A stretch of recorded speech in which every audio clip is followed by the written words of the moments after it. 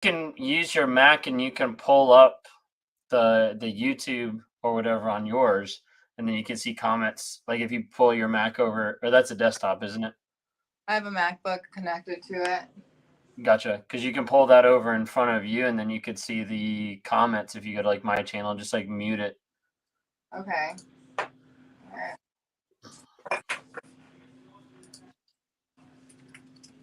Either way, I'm going to go ahead and get some of this going. Okay.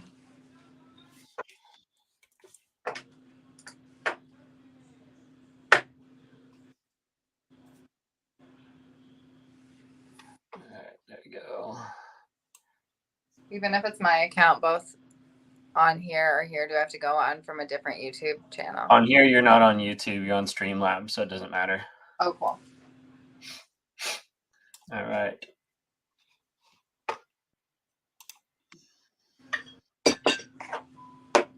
Instagram, we're getting live on there. There we go. Instagram's up. Deborah, hello. Hello, everybody. Hi. There we go. Go ahead and get. I've got that up. That way I can see the comments over there. Got comments on YouTube, and we'll get rolling here on TikTok. TikTok has been like going slow for me today. I had to like try to start the live like a couple times.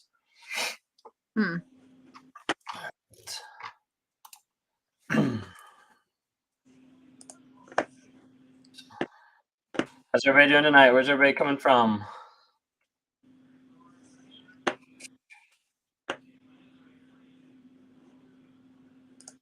There we go. For some reason, TikTok going.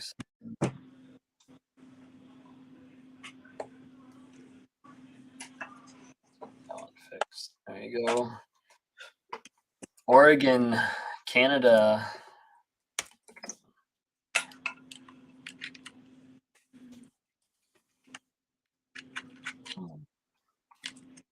don't know why this is not coming up here. Cleveland, Ohio. Hey, North Carolina. We're going to be in Durham 23rd. So excited. We're doing another meet and greet coming up. Brazil, London. It's late in London, isn't it? Arizona, South Florida, Arizona, Quebec, Cali, West Virginia. That's just next door. Katie, good to see you. Why is it not pulling up? What's not? Very Instagram? slow. For some. What's up? What's not pulling up? The TikTok. TikTok's like super slow for some reason starting up. I'm not sure what's going on. There we go. Sometimes it like gets stuck for some reason. I don't know why.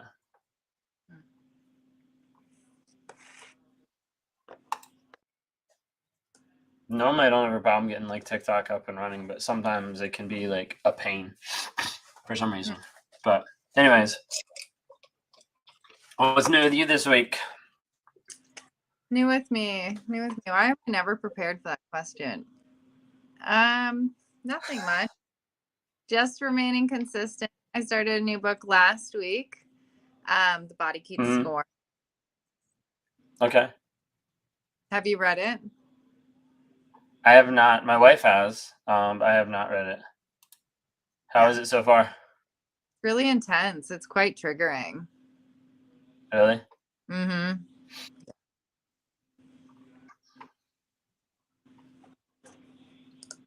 There we go. All right. There we go. Now we're going. Hello. Good to see you guys. So, if you guys are just joining right now, we're live on all the platforms like usual on Thursday night. TikTok's going through its spike right now, like 180 people on here. Hello. Talking about narcissism tonight from a couple different perspectives. So one, me from a self-aware narcissist, and then we also have Katherine Kleis with Stand Coaching on the line tonight. So she's on Facebook and YouTube. That's the best way to be able to see her. We had some technology difficulties, so I'm streaming the rest. You guys should be able to hear just fine. but she won't be on camera on all of them since we're not in the same location. So it's kind of hard to be able to do that on all of them. But anyways, if you want to see both of us on screen, head over to YouTube or Facebook, but that's what we're doing tonight. So you want to give a little perspective about like just your story and what you do? Yeah, definitely. So my story is that I am the daughter of a narcissist. So that's kind of where this whole thing stems from me, this intrigue and narcissistic personality disorder. So I set out as a young adult and just kind of started finding myself in the same patterns and the same abuse cycles and a couple different abusive relationships until my friend told me that she thinks my boyfriend's a narcissist. And that's the first time I'd really heard that term in that context. And so when I looked into it, I discovered like everything, all the light bulbs started going off and all of the epiphanies. And at this point, I was just entering a psychology program. I had already declared psychology. So I finished up my psychology program, bachelor's in psych, and now I'm coaching narcissistic abuse and trauma, raising awareness on multiple platforms. And that kind of brings me up to today. Sweet. Awesome. Vicky called it out. She said, "You're sharing your Thursdays?" Yep. I'm actually branching out and sharing my Thursdays. I know it's crazy, isn't it? Honestly, I can't remember the last Thursday that I was live with someone. I'm not gonna lie, you know. Really? Just yeah, it's been a good while. It's been a good while. I don't know. I like getting on my soapbox, and you know, sometimes we bring the fire, so you know, you just kind of like get on the soapbox and rant for a bit. So I don't know. Sometimes that's easier said than done, depending on who's on. But anyways, if you guys are just joining on other platforms, we got Katherine Kleis with us with Stand Coaching. You can see her firsthand on YouTube or on Facebook, but we still got TikTok and Instagram running. So y'all feel free to drop questions, comments in the chat, and we'll answer those as we get rolling here. But yeah, awesome. Yeah, good to see you guys. A couple people saying that they love Thursday nights and they're excited to be here. Yeah, we're on every Thursday night, 9 p.m. to 11 p.m. every Thursday. Cool. Burgundy Blue, hey, good to see you. I got an opportunity. I went live on Instagram for a little bit today with two gals that run the podcast, Recovery Gals. It's the name of the podcast, but I did a recording with them a little while ago and actually just released today the links in my story or whatever. But that was kind of cool. I got to do a podcast with them the other day. Oh, that's awesome for you. Yeah. And then Lee and I had our first like contact from someone who does like they're like not a recruiter, but they're like a production idea recruiter sort of thingy, you know, with a media like TV company and stuff like that. So right now don't really have a ton of details, but just kind of interesting. So but yeah, so we're ramping up. We already know like several people that are going to be driving a bunch. Some people are going to be coming even like all the way out towards you. I know Vicky's in one of the chats here. She's coming, I think, from Chicago. She's going to see about making a road trip all the way out for North Carolina. Oh, really? Yeah. So I talked to Carrie today, and Carrie Care McAvoy, and I think she's considering flying out too. So you might have her, myself, Lee, and Bree that might be all there. So like 4 of us, which would be kind of crazy. When is this? July 23rd. Oh, that's awesome. Yeah. So we're pretty excited about it. So I want to join one of these times, definitely. Yeah. Well, we'll be coming that direction sometime. So we'll be going to Texas probably in the near future because there's a lot of people in Texas. There's 4 creators in Texas, but then also a lot of people that want us to come to Texas too. So is there in the Midwest by me? Not creators, I think, that are in our group. I don't know about a couple of ones that are coming on. I'm not sure where they're coming from. Okay. Brittany, good to see you. Bro, good to see you. I always catch Roller Coaster when she's like prepping for like going out. No. It's always funny. Anyways, all right, let's get some questions going. Let's get some questions. Where's everybody at? People just puttering around. No questions tonight? There is no fire with no questions. Gotta be questions. In Dallas, Texas, it's coming. We'll be coming eventually. So, Canadian meet and greet. Yeah, you all got 3 of y'all. I mean, you just are like out shirt saying you aren't sheep. So what it says, would you rather be lead or would you rather be led? Okay. So for me, I've followed my own desires for a long time, and now it's time to lead out of the darkness and lead towards me working on myself, growing and changing. Tendencies or behaviors. So at the end of the day, a lot of people look just to be able to get a definition, or a lot of people look to be able to say like, hey, this person has this title. At the end of the day, it doesn't really matter. And at the day, it's what traits are they actually showing? Like, what toxic behaviors are there on a day-to-day basis? Because a lot of times, people want to say like, oh, they're narcissists, so now I have like justification to be able to leave, or now I figure out like this is what I can do now. But when it comes down to it, like whether it's traits or whether it's tendencies or whether it's full-blown narcissism, like the main difference is toxic is toxic.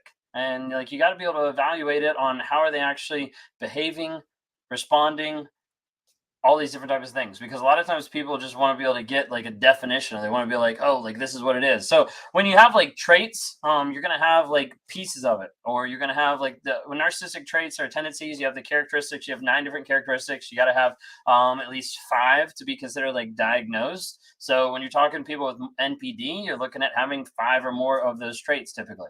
Also, you're having a person that is having more of the idea of like being manipulative, like purposeful, like where those traits, so like having like a high ego doesn't make you a narcissist, but like having a high ego and like manipulating other people or using it for their own gain, like that's when you start seeing it trend to be a little bit more than, hey, these are not just traits, but these are actually like consistently, what's happening with narcissism and their manipulative nature. Mm-hmm.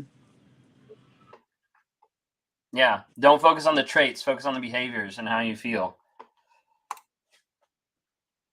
Yeah, my computer's like struggling tonight with all 3 streams. What's with the on and off behavior? Nice, mean, yells sometimes, calm others, abusive than normal. Why? I think one thing I can't stand is the on-off, hot, cold, unpredictability makes me crazy. You want to run with that one? Sure.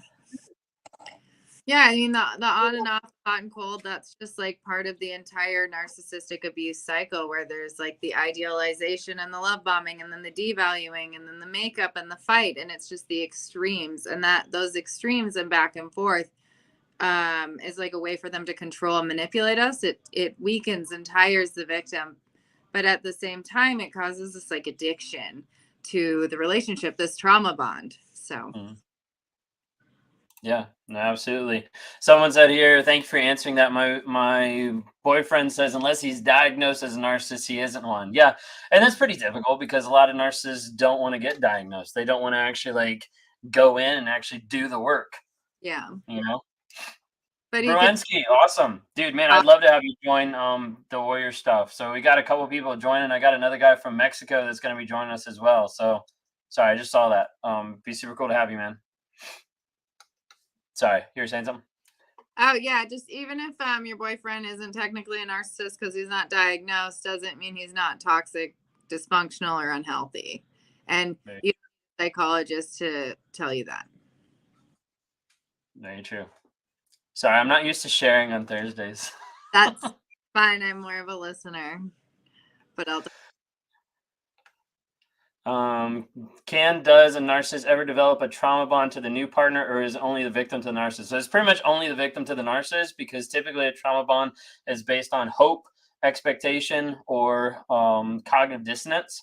I think the only time that a narcissist could get close to getting trauma bonded with another person would be if they're with another toxic person. So like narcissist, or in my case, like narcissist, like BPD, all that kind of stuff, I think is possible to have some form of it. But again, I don't think it's the same level and the same idea as what you'd have a normal victim being trauma bonded.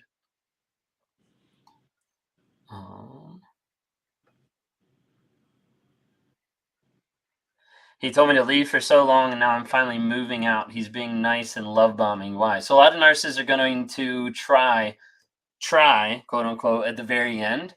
Sometimes to be able to manipulate you. Sometimes to be able to get to the place where they make you think that everything's changed, to be able to keep you a little bit longer. A lot of times when it comes down to it, the narcissist is all of a sudden magically changing or has an epiphany at the very end, not because they all of a sudden figured it out, but because all their manipulation up to that point wasn't working. Like you're saying like, hey, I'm leaving. So like, okay, let me start giving you the things that you actually have wanted for the past like 5 years. And all of a sudden you're like, oh, I think he's changing, when he's actually not. Mm-hmm.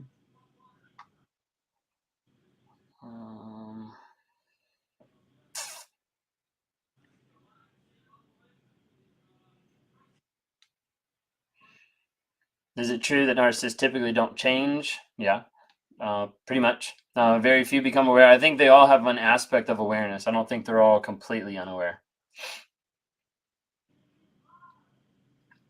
Will narcissists have a favorite supply? Any ideas on that one?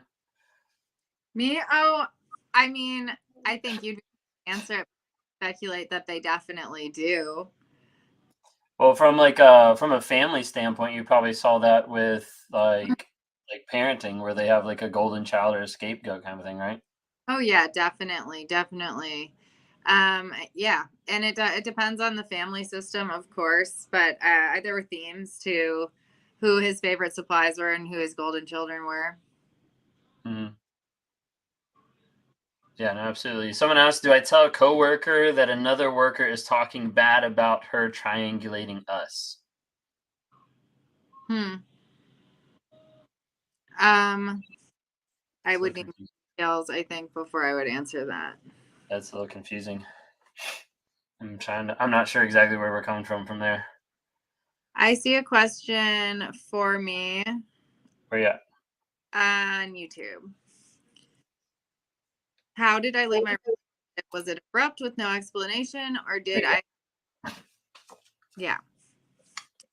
So for me, what it was is after failed, to have conversations with him about his narcissism, and conflict resolution, all of that. But those failed. So at the end of the day, after I think around 6 months of the hoovering back and forth, it was just really kind of abrupt. It wasn't like a big argument. By no means was it one of our biggest arguments. I think it was just, if anything, I was just a little irritated and annoyed, and I walked away, and I just never looked back. Just blocked him and never looked back.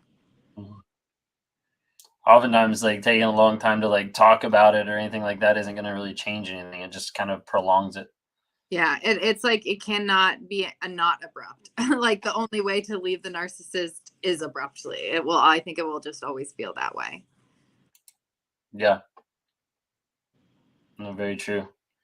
Why would a narcissist tell you to contact him for a date and then immediately dump you once you reach out? Oftentimes they're playing like the control game. Yeah. They said, narcissistic X. So, like, why would the X? So yeah, like a lot of times, like especially if you dump the narcissist and if you left the narcissist, a lot of times they want to get back with you so they can come back and they can do the same thing to you. That way they're like, I didn't get abandoned, like I left them, because they don't want to have that feeling, that shame of like feeling abandoned or feeling like rejected a lot of times. Yeah, I think control the narrative. I think they also feel a sense of control knowing that they can get you to agree to go back on a date with them. Whether they have intention or not in the first place, they know that you were going to. Mm-hmm. So they still have over you. Is it true that a narcissist can't love his children? He did a 180 and discarded her daughter. I'm going to punt that one to you. Well, Bree and I have discussed this. Bree is another content creator on here for those of you that don't know. And her and I are both children of narcissists, but it's very, very different for both of us. So her and I agreed that we like to tell people, children of narcissists, there's either your parent doesn't love you, or this is the amount of love they're capable of giving, which is pretty surface level and shallow. Okay. For her, it was easier. For a lot of people, it's easier to accept that my parent never loved me because of their horrendous behavior. But for some of us, like me, that's really confusing because, my dad never abandoned us. He never left. He was there. Like, I could answer him, or I could call him right now. He'll answer on the first ring. That's how he's always been. But he's still really abusive. So that's just his capacity to love and be. Yeah, that makes sense. That's a good way to. It's a good way to put it. It's either no love at all, or that's the maximum amount that they can actually show, which, like you said, is shallow. I think that's a good way to put it. Yeah. My ex-husband has discarded me and stole my children and erased me from their lives. A lot of times that's what they want to do. When they go on to the next person, they're just like, hey, like this no longer exists anymore. How do narcissists, sociopaths, and psychopaths differ? Good question. So a lot of times how it's kind of viewed is them being on like a spectrum of like, let's say 0 to 100, and you got like narcissists and like narcissist traits, tendencies, and then you have like diagnosed narcissists, and then after that you kind of have sociopath and go up the scale a little bit more, and then you'd have like psychopath. As far as like they differ, there's a lot of sometimes it's a little hard to differentiate 100% because psychopaths are also narcissists, but narcissists aren't necessarily psychopaths. But that's kind of like how it's kind of viewed going up that scale. So when you get into sociopaths, a lot of times you get to this is more like off the top of my head, so don't quote me like as Bible, but like with sociopaths, you get more of like the idea of getting enjoyment off of your pain. And some of it is a little bit more like intentional at times, as far as like the actual like narcissistic behaviors and things like that. But then when you get into like sociopaths, then a lot of that is more like very intentional and like scripted out. And that definitely is like more like pleasure than pain. A lot of times people talk about like psychopaths being like born, and you have more of the narcissist being like formed through like trauma and abuse and stuff like that. I don't know. That's like a little bit of it. My therapist was talking about the other day that she's like believing more and more, she works with people, that like almost all personality disorders are just trauma induced, like trauma based, because of everything that she sees like walking in the door. Yeah, I have some insight on that too. Oh, am I still here? Mm-hmm. Yeah, so I have some insight on that too. I did an independent on it. Dying to know the answer to that myself. And on top of everything you said, which is exactly right, like it's along the spectrum, it just kind of gets worse and worse and worse. All sociopaths are narcissistic. But on top of that, sociopaths, they also lack a little bit of that impulse. Like they have more impulsivity. So like you're going to find them in the prisons more, because like narcissists can have the ability to be a little bit more calculated and hide who they are in certain situations. Sociopaths are a little bit more reckless, and they're kind of like filling up the prison systems. And with psychopaths, they're like speculating that it's a difference in the sense that they're born. It comes to the gray matter in their brain. So they actually won't have like a physiological response to, say, stress. Say a psychopath has a body in their trunk and they get pulled over by the cops. Like they're not going to sweat. Their pulse, their pupils aren't going to change, like their breath work, none of that. A sociopath still will like be nervous. Interesting. So I need to see how nervous I am when I have a body in the trunk next time. Yes, next time there's a body in your trunk. Just kidding. Pay attention. Someone asked, how do you break a trauma bond? So like with the trauma bond, a lot of times how I communicate it is it's built off of cognitive dissonance. It's built off of hope or potential of the other person. Okay. So like, but when you're thinking of it like breaking a trauma bond is really hard because you think of like, how do I actually get out of this? I know that it's toxic. I know that it's bad for me to be with this person. The added stress, the added craziness, like all these different things. Like I know it's toxic, but you still want to go back. You still feel like bonded to that person. And whether that's the thoughts and the things that are going through your head, whether that's the lies the narcissist put around you to kind of like pull you back to them, like when it comes down to it, like breaking that is super hard because you have to literally like go in and like rewire the story that you're playing in your head. Because a lot of times people want to think like maybe there's hope, maybe there's potential, or they're getting confused because the narcissist said one thing, but they're doing a completely opposite thing. And as a result, they start wanting to go back because of the story that they're believing. Maybe like, I'm not good enough. I'm only going to get love from this person. There's a plethora of different things, and everybody's story is completely different. So like when I work with people on like one-on-ones and like working through finding out, going beneath their emotions, their feelings to figure out what's the story that you're telling yourself, everyone's is completely different. But being able to get underneath that and then say like, hey, does this actually match up with the truth of the situation? I feel like I can only be happy with this person. I feel like this is the person for me. Like we had the best relationship ever. Okay, like tell me how it was the best relationship ever. How did they demonstrate love? How did they demonstrate faithfulness? How did they demonstrate, all these different types of things? And all of a sudden they're like, yeah. Because when it comes down to it, our minds want to tell us a completely different thing than the facts of the situation. So the more people get clear on the truth, that's really what sets people free from that type of trauma bond. Hopefully that helps. Do narcissists go against restraining orders? Will that stop them? Restraining order is just a boundary. Narcissists love to break boundaries. Sometimes they'll listen to them, but sometimes they won't. EMDR therapy. So EMDR therapy is like really helpful. How I normally try to explain it is it's almost like you work with a therapist that kind of like gets down a couple levels into your brain and helps you process trauma and reduce the trigger that has on you. It's not that it erases it, and it's not that it like rewrites history. It's more along the lines of like it helps you not get stuck. When something triggers you to feel some of that trauma, it comes more of like neutral and gives you more of an even playing field to actually work on yourself when there's that type of like heavy trauma in the background.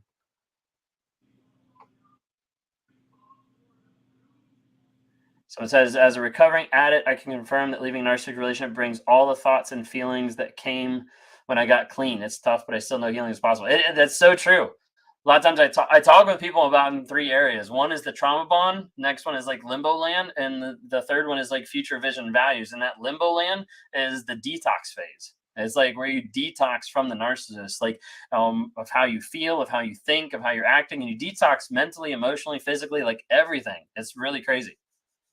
EMDR is extremely helpful. Yeah, EMDR is pretty awesome. I thought they were like crazy whenever I went in. I was like, this doesn't even make sense. It wasn't until like the 4th session that it actually like worked, or I let it work, or I opened up. I don't know what it is, but yeah. I'm an EMDR. You are? Mm-hmm. Are you, is it all the eye movement, or is it like the vibrator things? I think we're gonna do vibrator things, and I've been seeing her for months now, and we haven't even like started that part of it. That's weird. I know. We tried doing like the eye movement stuff, and I was like, yeah, no, this isn't working. And then using like the little like vibrating like things, like going back and forth, like that worked, but I had to do like a session or 2 before I just got past like closing my eyes and only thinking of the sound. So it starts to like, what does it feel like? Like when it vibrates? No, like once. Once it starts to work, it doesn't really like feel any different per se. It's like, think of this thought, and then like you think of a certain thought and it like vibrates back and forth, or you like, watch the eye movement kind of thing. And at the end they're done. They're like, okay, what's the thought you have now? And then you're like, oh, like that's a thought that came up that I didn't think of before. And then they like do it again. You're like, oh, that's another thought. Like it's like steps down deeper. Be seen like Inception, like it'd be like that idea of like you go like another level down in one sense. It's almost like kind of like a breakthrough of like, this is the thought that's there, and I didn't realize there's another thought like actually like underneath it. It's weird. Oh gosh. I don't know how to explain it. It's weird. Okay. Let's see. How do I tell my daughter about why her daddy disappeared on her? Ooh.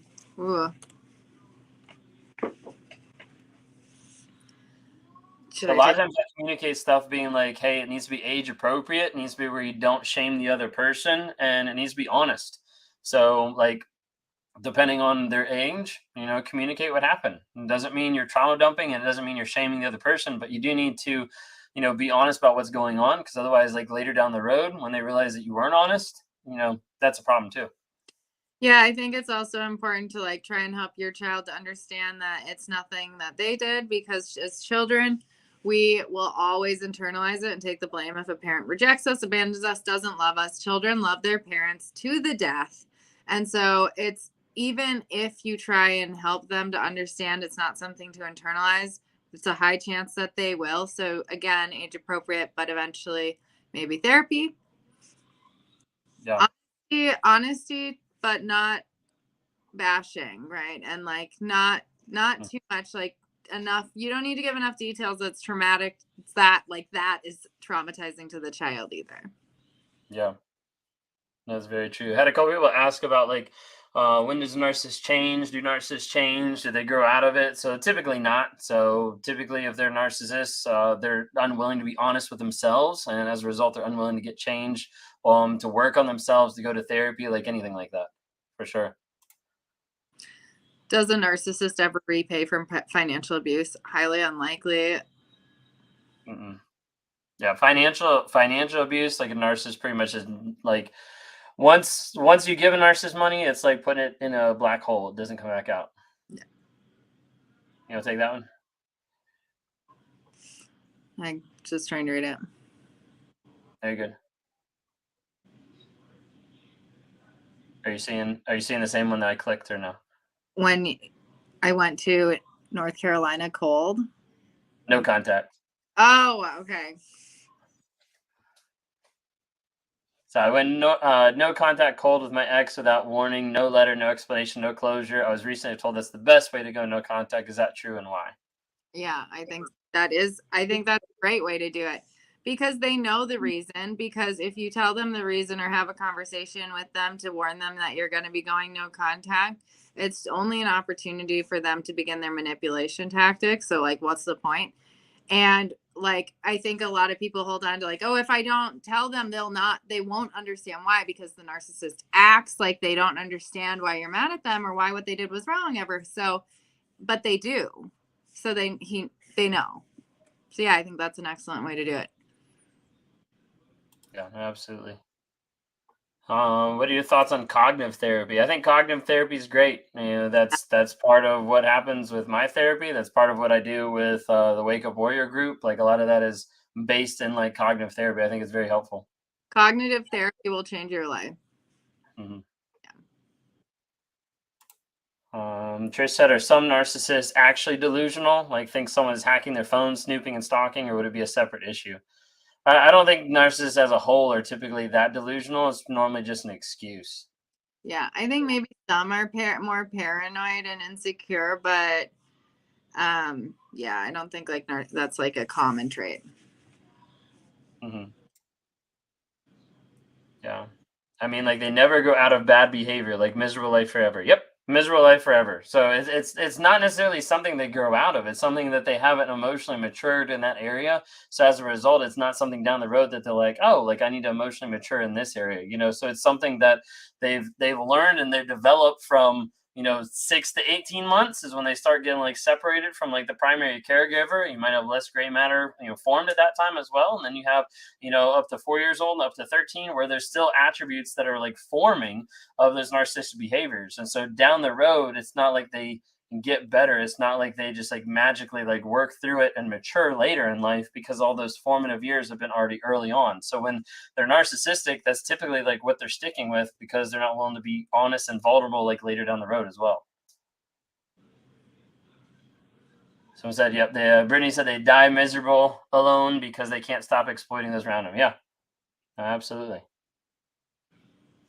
Is telling my son when he asked why I didn't want to be married to his dad anymore, I said because he broke mommy's heart. Is that age appropriate? I mean, I don't know how old your son is, so that's also kind of defeats the question. But like, age appropriate is, making sure that you're not shaming the other person, but then also, explaining like what's going on, you know, like not even saying like broke mommy's heart, because I mean that's kind of subjective, but like, hey, daddy decided not to live with us anymore because he didn't want to stay faithful. Like he didn't want to stay with one person, he wanted to lie, different things like that. You can talk through behaviors, you can talk through actions without using like narcissism, gaslighting, different things like that. I tend to, shy away from any of those, especially when you're talking to kids about the whole situation. I feel like, and I don't know if there's any foundation in this from like counseling perspective, but I just feel like my mind goes to wanting to use I language. Like I felt that that you and I would be happier in a different environment, or with less arguing, with less stress. Like I felt like I deserved better, that we deserved whatever. Mm-hmm. Yeah. Should a narc be with another narc? Because that'd be good or bad. I mean, it'd just be toxic and toxic. So it's not really like anything super exciting with that. Oh, there's just more toxicity. Do all of them secretly record audio, video? Not just with the coworkers, not just with me, but with coworkers, etc. Not necessarily. Sometimes they do that with like reactive abuse, to be able to prove a point or look good in a certain way. There you go. Here's one for you. Why do narcissists act like they don't understand why you're mad at them? Because they don't want to take accountability. So like acknowledging the valid point that you have on their behavior, that in itself comes with a level of accountability. And that's like the worst for them. Like they don't want to do that or apologize. So it's way easier to deflect, flip it around on you, or pretend that they just don't understand altogether. They look at you like you're speaking Chinese. Mm-hmm. Like cheating's wrong. Yeah. Yeah, they'll try to like play dumb. Would you both reiterate why being hoovered is not a flex or a sign of anything good? Okay. Yes, I think a lot of times people want to put in their minds of like, wait a second, like, why was I hoovered? Didn't the narcissist care about me? And like, that's like the wrong way to be able to look at it, because when people start thinking that way, they start thinking that hoover equals care. Hoover doesn't equal care. Hoover means, hey, control. And so ultimately, like, if you don't get hoovered and you're like, but I thought narcissists hoovered everybody. And you're like, but they didn't hoover. They must not have cared about me. When it comes down to it, like hoover means control. It doesn't mean care. But so many times people have those like flipped. If they're hoovering, if they're trying to get back, they're just trying to control you. It's not because they're madly in love with you or they care about you. Yeah. Or they have more that they want to use you for or take from you. So that's just how it goes. But I think we get confused because we're like, oh, they're thinking about me or they miss me, but they don't miss you, right? They just want to take more from you and manipulate you and control you. Mhm. Yeah, absolutely. Are they violent with all? No, not necessarily. It's not consistent. So this one, I found myself becoming someone I didn't know. I think that's so common. Yes, I absolutely experienced that. And I think what happens is like, I think a lot of the hypocrisy puts you in a position to become someone you didn't like, that you're not, or that you don't care to be. For example, if the narcissist is being passive aggressive or punishing you every time that you go out with your friends, all of a sudden you feel like you're in a position like what you're going out with your friends. And it's almost like, well, I'm not toxic. I don't care that you're going out with your friends, but I'm not allowed to, but you are. And it just really confuses who you are, right? Because you're in a bad environment. You're like all your insecurities are being played on, the reactive abuse. You're not even going to recognize yourself by the end of it. That's so true. Someone asks, is it fair or right to call someone a narcissist without the person getting a diagnosis? So the thing is, like, and even on here, like we normally say, like, hey, we're not on here diagnosing people, but we are, identifying and talking about traits and behaviors. Mm-hmm. I've mentioned a couple times in other like lives, if it looks like a duck and it walks like a duck and it quacks like a duck, like it might be a duck. And so it's okay to say like, hey, this looks like a duck, you can say like, hey, it looks like narcissism or it looks like a narcissist, but at the end of the day, like it doesn't really matter the label that you give it. What matters is the behavior and the action. Like, how are they demonstrating honesty, love, care, respect, all those different types of things. That's really what matters like the most. Yeah. Let's see. They tell you they love you, but they never do anything to step up and put in effort. Yeah, no, absolutely. They do exactly what you tell them not to do. Yeah, no, absolutely.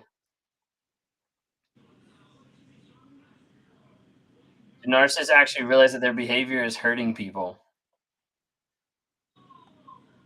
What do you think on that They one? know. They know. They Mhm. know that it's hurting people. They're very, very calculated in the ways in which they do it and who they do it in front of and who hears about it. So they know. Mhm. Yeah, because it always changes, right? Like it changes like who you're around. If the narcissist is around one person, if they're around another person, like it may be completely different. That's why Yeah. when you go mistakenly into couples therapy with a narcissist, you walk in, you sit down, and they start talking. You're like, "Who in the world is this?" Because I've never even heard this person before. Hmm. I know someone asked on TikTok, they were like, do narcissists actually not care about their partners? And the answer is no, like they don't. When it comes down to the end of the day, like when you look at narcissism from like the shame aspect and from a defense mechanism, really what it is I'm all about not feeling shame, not feeling guilt. So that means I'll do whatever I can to be able to avoid that. If that means I have to run over you in the process, then that's okay because at the end of the day, I'm not the one getting hurt. That's what the narcissist is normally like looking at.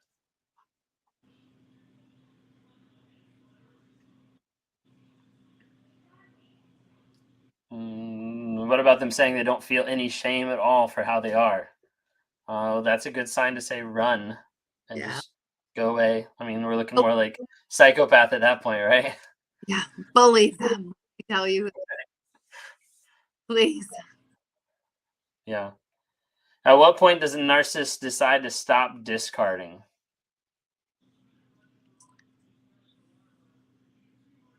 I think that depends on the narcissist. It depends on the supply. It depends how much they can get. But I think that maybe you're talking about a narcissist that is just gets really bored easily and is just like discard, discard, discard. Some of them don't discard. Some of them stalk till the end. hmm Or they'd rather like stay in that relationship and because it's easier. And so the other person like doesn't want to leave or is afraid to leave or can't leave. And then the narcissist doesn't discard. They just stick there. Here's one again for you. Like, what does a narcissist think? Well, not necessarily. Okay. When a compliant supply starts to set firm boundaries, what do you see from, I guess, the other side? Like when you start to set boundaries, what's that look like to how the narcissist reacts?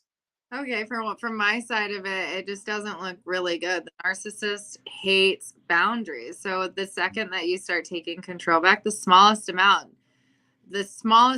any form of a boundary, they're going to have a tantrum or a rage fit, or like they're going to try and manipulate that boundary until it's gone. That's first priority now, Mhm. that boundary. Yeah. Absolutely. Yeah. I mean, in one sense, that also has like the entitlement part from the narcissist of like, wait a second, you've been compliant this whole time. You've been, listening to me this whole time. Like, how do you dare do this now? Yeah. I think that's like a big aspect, and it goes back. I've done a couple videos where I use like the toaster illustration. Really like when narcissists are out and about, they're not viewing all these other people being like a good a bad person. No, they're viewing everybody else as being transactional and like appliances. So like when it comes down to it, like the narcissist walks downstairs and then all of a sudden gets ready to toast his toast, and the toaster looks back at him and says like, "No, I'm not going to toast your toast today." And the narcissist is like, "What the heck? Like you're meant to be a toaster. You're meant to do." For me. And so that's Mm, really what the narcissist is thinking when they're interacting with other people. And all of a sudden, those people stop being compliant, stop doing what the narcissist expects and wants from them. And all of a yeah. sudden, it's like, how dare you? Like, that's like the thought process. Yeah.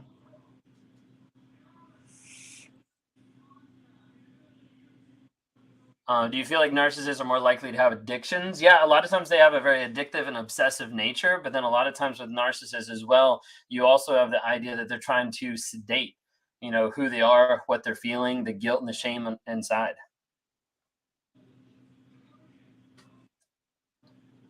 You want to take that one on YouTube? Sure. It's kind of a hard one to answer. It very much depends on the situation. If you're no contact, right, like you shouldn't be looking at their things to see if that change has happened. How can you tell consistent change of behavior? I think that you can, I guess I don't know how to answer this question. It would take years of consistency. This isn't something that's just like, oh, they got the job and got an apartment in like a month and like we're proud of them and blah, blah, blah. No, like it's years. This is a personality. This is a whole like thought pattern process in the brain, right? So, Mm-hmm. Yeah, no, that makes sense. Do you want to take a crack at describing narcissistic injury? narcissistic injury is when you hurt their ego, or well, in some way you could hurt their ego by leaving them, or that's probably the biggest one, was when you leave or when you set a boundary. If you hurt their ego, you find someone else, you start doing better, whatever, it's like injury to their ego. That's all I can like describe it as. Yeah, I think sometimes like one of the biggest like injury of the ego is the form of betrayal from the narcissist. So like you see it a lot of times when when the other partner like cheats on the narcissist. That's like that form of like betrayal of like I can do that, but like how dare you do that to me? That kind of an idea. But also sometimes like that narcissistic injury can be complete and utter exposure. That can sometimes have them like not always, but sometimes like run and hide. Mm.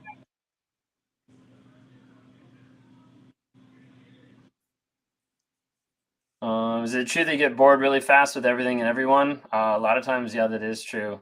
He keeps calling me difficult. Me being difficult started when I stopped falling in line. He doesn't want to admit his behavior is what caused me to be difficult. Yeah, they're always going to want to project it and like blame it back on you. Definitely. I filed for divorce. Now he's trying to convince me to get back together. He even sent me flowers and a text message saying how much he misses him. Is that him hoovering? Yeah. Yes. Ring. Can a narcissist change without therapy? No. Mm-mm. What else we got in here?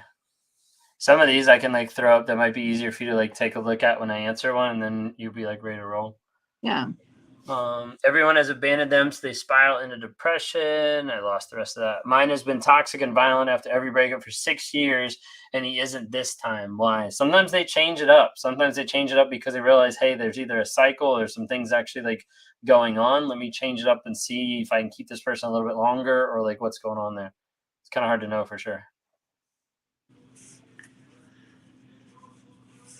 Okay, well, for this question, I feel like it's kind of going in two directions. So, but like, let's just talk about the deflecting. Where does that come from? It's a defense mechanism. Deflection is, and it's a way to deflect from the topic or their behavior or whatever they don't want to be accountable for. Yeah, absolutely. Discard a lot of times for the narcissist feels like either betrayal or that lack of control, that loss of power, which can be really huge in one sense. Here you go. Advice on keeping my toddler safe from narcissist in-laws. From narcissist in-laws, very, very firm boundaries. And I think that just know that you have the power and the control in the situation, not the narcissist in-laws. And I think ideally you have a supportive partner that's going to take your side over his or her parents. That's really important. Mm-hmm. Someone said here, can a narcissist change if he's proud of having NPD? Not NPD per se, but proud of having narc traits. So the question I would ask you is like, is a drunk going to get sober if they're proud of being a drunk, or a drug addict going to get sober if they're proud of being a drug addict? Like, no, it's not going to happen. Yeah. Do you just ignore the hoovering? Yes. Ignore the hoovering, block, move on, contact. Yeah, ignore it. Ignore it forever. Absolutely. Partner defends the in-laws, I'm sure, is also a narc. Yeah. A lot of times it's hard because a lot of times you see it in familial relations where there's either parents that are enabling or narcissistic whole family as a whole.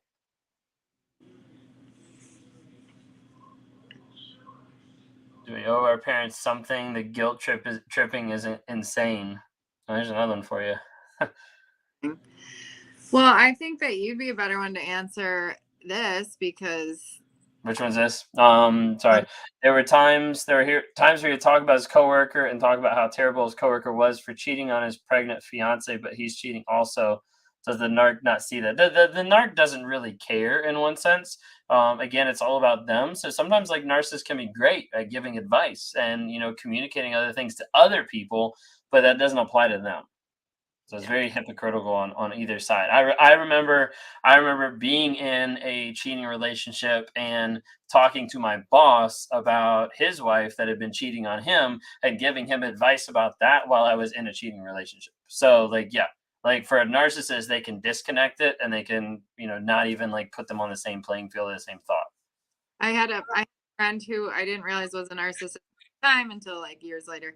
But she used to talk very badly about other women all the time. All the time. There's if they were mothers and they were dating, or like they were mothers and introduced their boyfriend to their children, right? Like all of these scenarios, cheating. She was just this righteous high ground, this moral authority type. And then the second she leaves her children's father, she left him for a man and introduced him to her children within like the week and a half, so all the rules are out the window now. Yeah. It's incredible. Yeah. Very, very hypocritical for sure. Hypocritical for sure. Do I miss my old narcissistic ways? No. Like there's an aspect that you're always gonna miss, like getting like pleasure for pleasure's sake. But the problem is like that's like self-serving and it's not really gonna serve you very long. It just falls into the void, or it just falls into the category of sin if you're religious, and it doesn't really do anything like long term. And so like no, like there's an aspect of like I don't miss being stuck in the cycle. I don't miss like going back and forth from different people. I don't miss like that feeling of just life sucking and not really having like anything to do to be able to get out of it.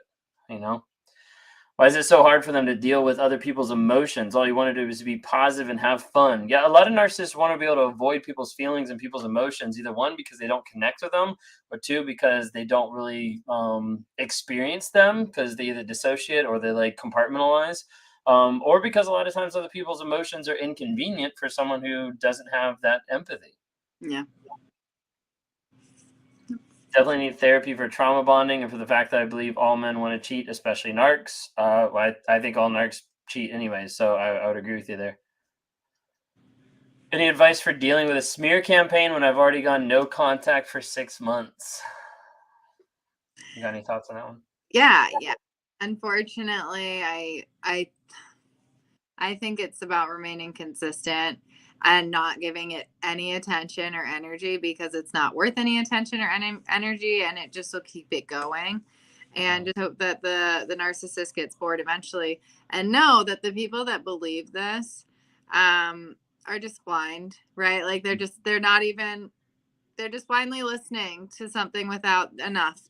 And the people that matter in your life aren't going to believe it. They're going to be on your side, and that's all that matters. And the truth comes out. Yeah.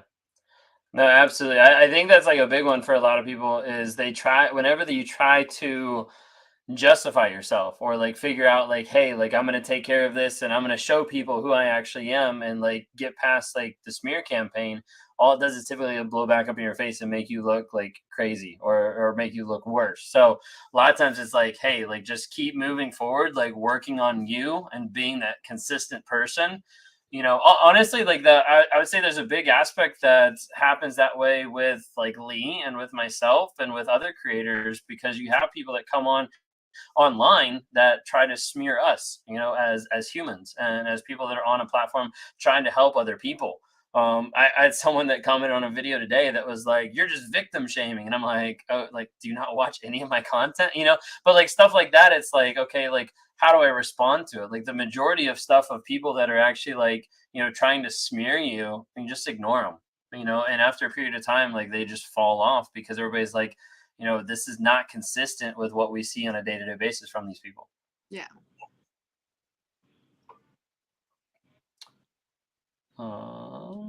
So mine was caught. He cried, begged, pleaded, put covenant eyes on his phone, etc. 2 days later, he twisted it to be all my fault. Just got the email he's removing covenant eyes from his phone. Yeah, I mean, they'll always blame you. They'll always try to switch around and blame you that it's your fault, for sure. Any advice when you leave a narcissist that you lived with who has a child from a previous relationship, however, you became close to the child over 5 years? That's a hard one. That's a really hard one. But if the narcissist isn't going to allow you to maintain a healthy relationship with that child, I don't know what control you have to offer that child. Mm-hmm. That's the hard reality. That's very true.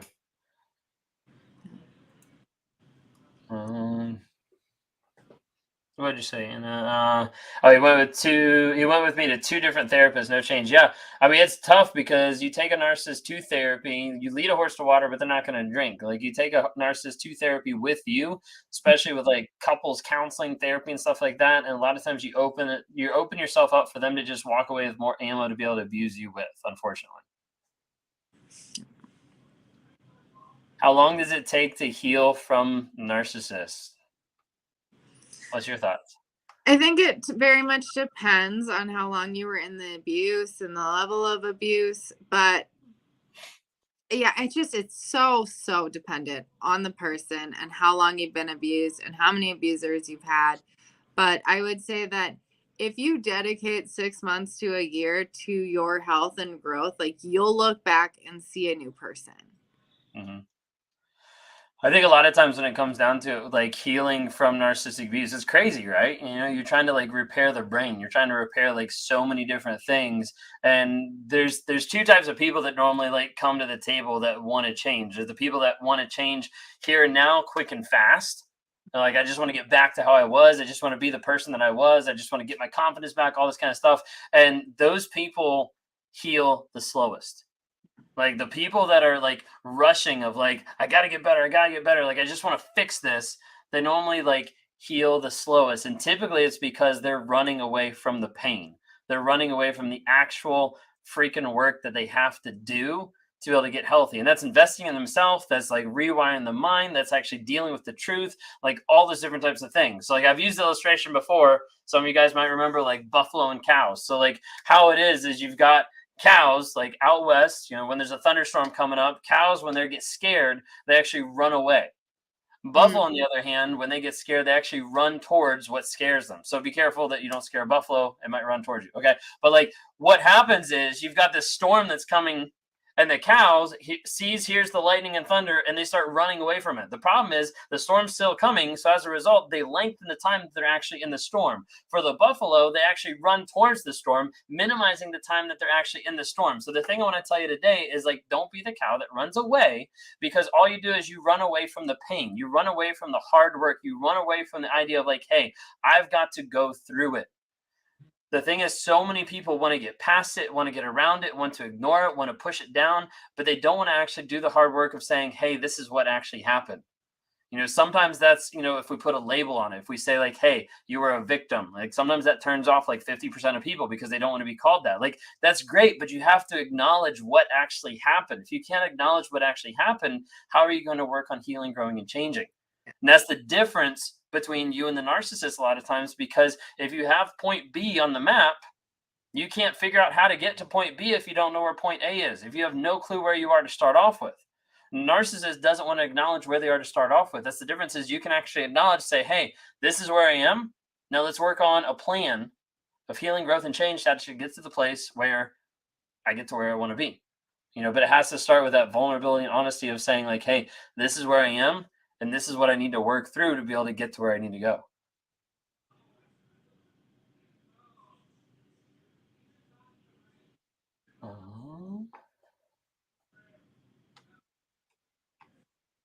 Let's see. Why they feel the need to lie about most random things. Oftentimes it's habit at that point. It gets very like habitual.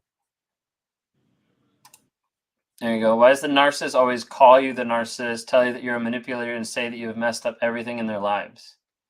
It's another way to turn everything around on you and make you question yourself and whether you're a good person and your reality and your perspective on the entire situation. It's gaslighting.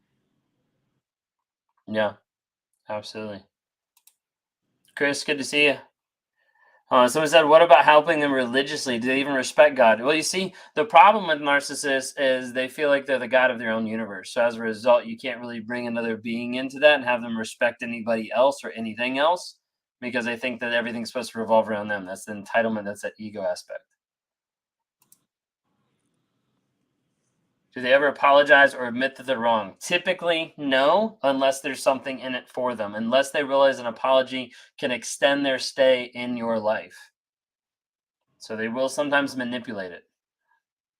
Mine always called himself a god. Yeah, that's more common than what you'd actually think. And there's a lot of people that were like, yeah, like my narcissist actually told me to refer to him as that. Like it's crazy sometimes. Mine says he's tight with God. If he's a narcissist or an abuser, he knows nothing about God. Yeah, nothing.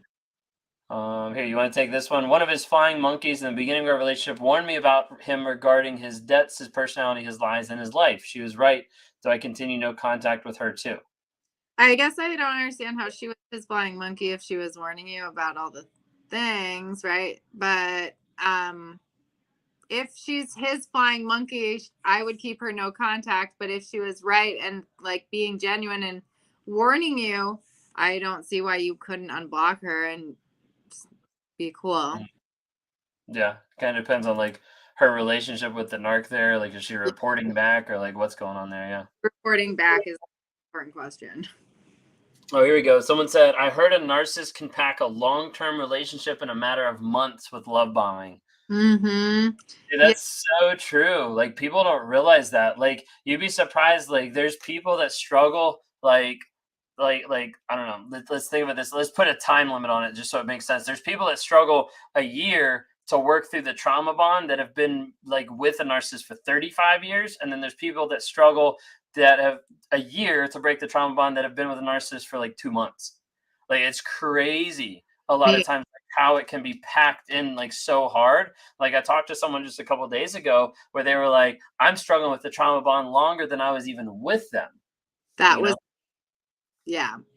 I was trauma bonded longer than the relationship. Isn't that wild? Mm-hmm. Yeah, that's huge.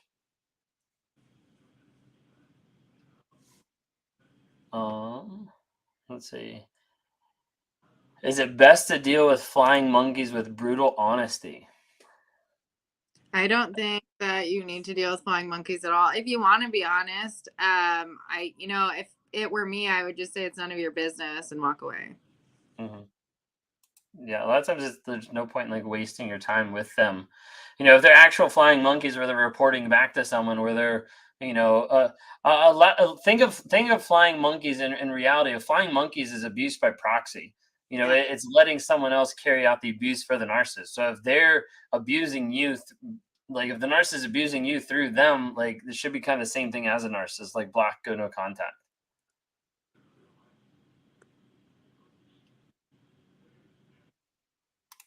So mine future faked with me about living abroad. He discarded me for his current supply 2 years ago, and they've just moved abroad.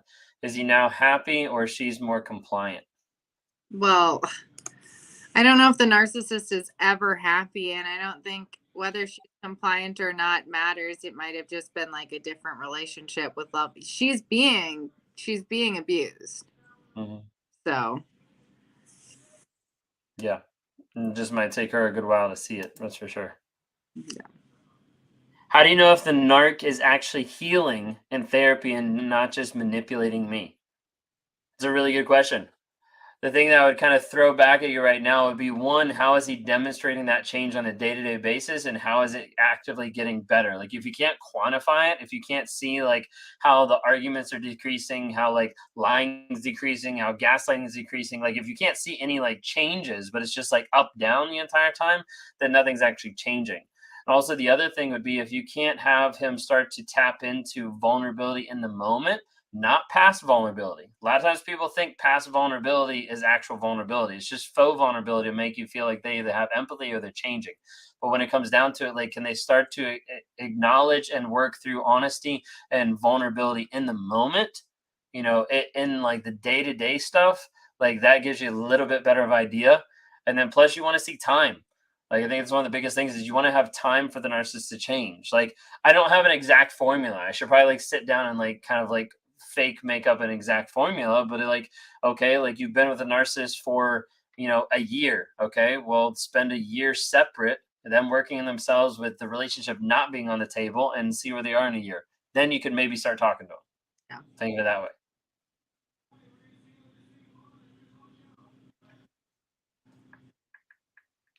Why do I still have urges to want to communicate, even though nothing with him has changed? A lot of times that's like the trauma bond, where you know they're toxic, but you still have the emotions and feelings telling you the wrong story, trying to go back.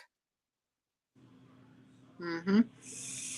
Here's one. What do you think of this? What happens when you're financially? I read that as finally. That's why.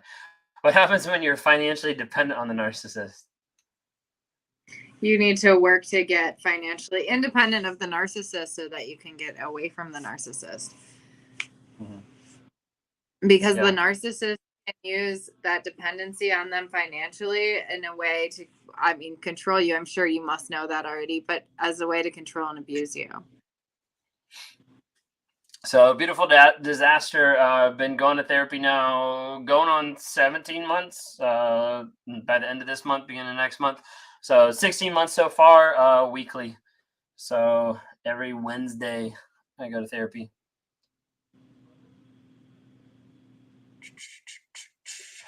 I broke my 14 days of no contact and wished the narcissist happy Father's Day. He did not respond. I think I have been officially discarded. I think that's it's hard because when you break the no contact and then feel shame because they didn't even respond, I think those kind of occurrences help validate why you should not break no contact in the first place. So just take it into your narrative and remind yourself of that next time you feel the urge to break no contact. Hmm. Yeah. Yeah, and I think beautiful disaster to talk about like therapy too. Like I think another thing is like whenever people are considering like couples therapy, like you need to be like I always counsel people don't go to couples therapy with a narcissist, period. Okay. And then people like, okay, but why are you in couples therapy now? Okay, that's because I've been in therapy for 16 months. So like coming on a year and a half coming up soon. My wife's been in therapy like double that time, and it was a good like year or so before we actually started doing therapy like together.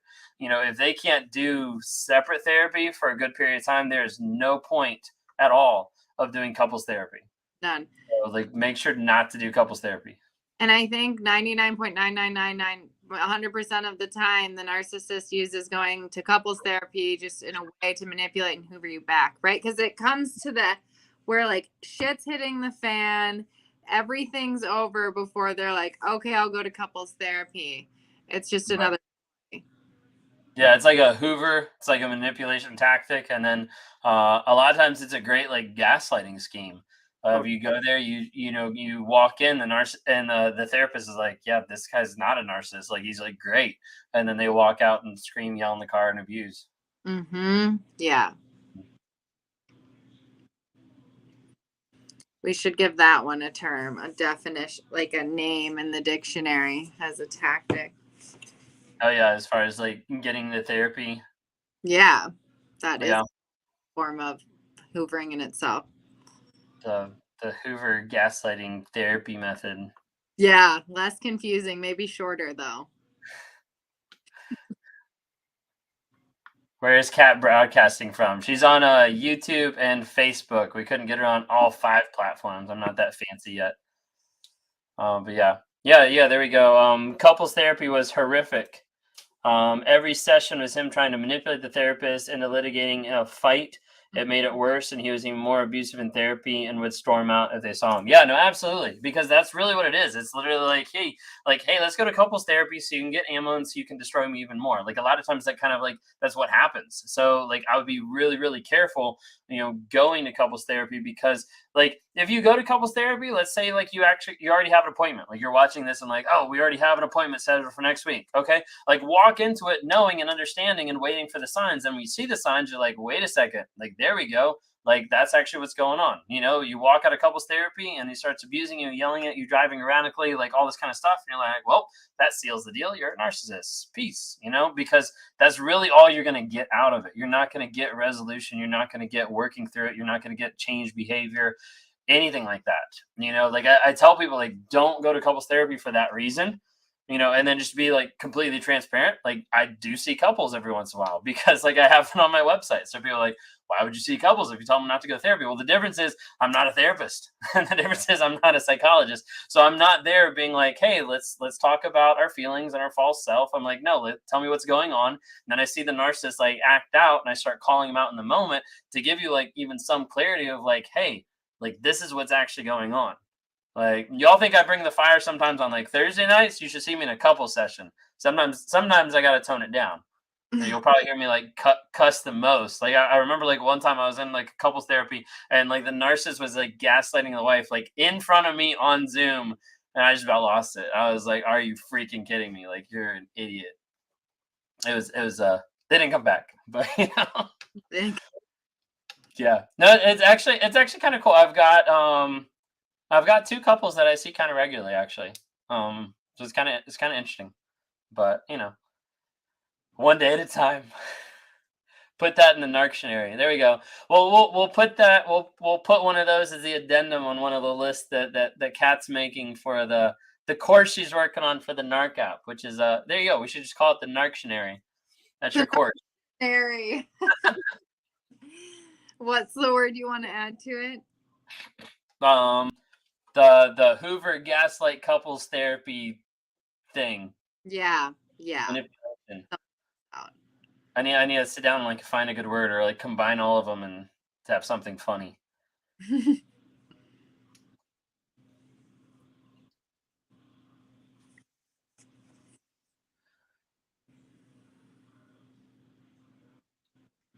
Love it when you bring the fire. What's different about you? What made you change, and how likely is it for someone else to change? So it's not very likely for someone else to change because the majority of narcissists don't want to be honest. Okay, like they don't want to be honest with what's actually going on. They don't want to be vulnerable with who they actually are, and they don't want to admit that they're wrong. At the end of the day, like I don't want to admit that I have shame. I don't want to admit that I have like guilt. I don't want to admit that there's stuff that's going on inside me that I don't like. So as a result, it's easier to project it, to put it out on other people and not have to feel it myself. When I got to the place of like, hey, I'm just continuing this cycle. I got to a place like, if you want to know my story more in depth, you watched the video the other day, didn't you? Of go to my YouTube and just look under Raw Motivations YouTube, look up self-aware narcissist, and it goes into more depth of like, kind of like step by step, more kind of things that like happen. But I got to a place where I was like, this is a cycle. And I even got to the place where I was like thinking like, okay, maybe I'm just like cursed, maybe this is just my life, then every 2 years, like this is going to happen and just what I have to live with. So let's figure out like how to make it happen. Like it was just like really ridiculous of like what I was thinking and kind of like going through, but I got to be the place of like, hey, like this is not what I want. I don't want this cycle. I don't want to keep losing at life because I'm just not willing to accept what's actually going on. And, like working through that, getting to a place of finally having, some form of awareness, then growing that and learning more and learning more and learning more and getting to the place of like, no, this actually is who I am, getting a therapy and confirming that even more. And then there's a long road of like trying to work on it. It's like, it's hard because it seems like you also came to awareness through a lot of observation and logic, which I think it took you that to find that awareness. And a lot of people don't have that. But I think even other narcissists with that level of intelligence, that would almost just fuel the self-importance and like fulfill the narcissism too. So it's kind of like this tricky balancing act. Yeah. No, it's very true. I mean, probably the other like two big things in one sense for me was one, going through the Wake Up Warrior Challenge, which I'm excited now to actually like partner with. So I'm actually kind of facilitating and running one of those. So the Wake Up Warrior Challenge for me is running now 30-day challenge, July 10th to August 10th, where I'm actually going through it with other people. If that's something you're interested, check out my website, rawmotivation.com/warrior. It's really cool. It's really awesome. But like, I'm starting to do that with other people to try to show people like, hey, this is what helped me. And it's not even meant for narcissists. It's just meant for people to stop fucking lying and just being real about who they actually are. And like, if they want change, they need to be the change and not expect other people to do that. Yeah, I'm actually running one. So like, we're still using the Wake Up Warrior material and stuff like that. But like, you'll be meeting with me like on a weekly basis and meeting with other people that are actually going through the program and doing stuff like that. So it's really exciting. So the Wake Up Warrior Challenge, that was a big thing for me. That helped like really address like the lies, get me real and raw about like who I actually am.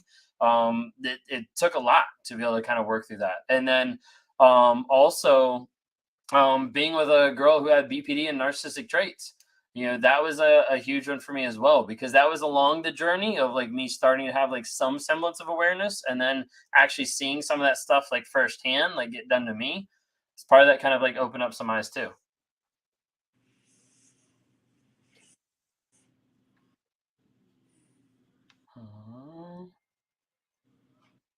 I've seen a couple good ones. Yeah, good. Well, one of them's kind of for you. Are you starting to feel compassion and empathy for victims at your point in your healing journey? Yeah, so I definitely have like the cognitive empathy, because like I understand what's going on. But like the other empathy, like that's still in limbo, trying to find some of that. But like when it comes down to it, like the compassion, I guess you could say, like I guess compassion comes some from empathy, but also just comes from like knowing what's going on and like trying to help. You know, I'm not sure if I have like the best answer to that. I think part of the thing that like helps me detach from the emotion of when people come emotional, and I try to help them walk through it logically and actually rewire their mind with going to the truth of the situation. Like there's part of the aspect of me being able to engage with that differently than other people, helps me actually like kind of cut through it a little bit easier, or a little bit faster sometimes than maybe other coaches or therapists. Like I know another thing is like when I sit down and I talk with people, I also don't walk away taking their emotion with it. And I know that's something that like other people struggle with along those lines too, of like, there's now that's not to say some of them aren't hard, but the ones that are hard are like specific triggers for me. Certain types of abuse or stuff like that. But like 90% of everything that like people come to the table and they're talking to me about, like I invest the time and I put the time into them trying to work on their healing, growth, and change. And then when the conversation's done, like I have stuff written down, or I have stuff in the computer, so I can like revisit that whenever I talk to them next. But like when it's done, like I walk away from that, and that doesn't like come with me. I guess you can kind of say it that way.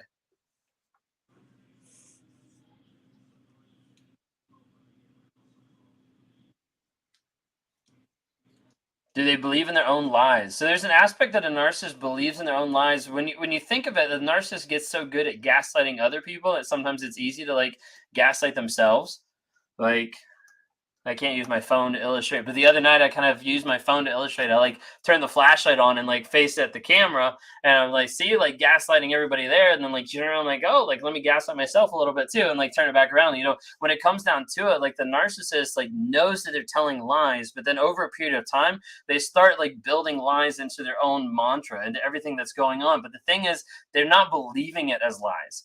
It's not like they're like, oh, I'm a super bad person, so I'm going to lie to myself and say I'm a good person. No, they're just going to say they're a good person because that's easier than admitting they're a bad person. Does that kind of make sense? So it's almost like they're not coming to the table being like, let me fabricate a lie. It's like, no, let me avoid something painful. Yeah.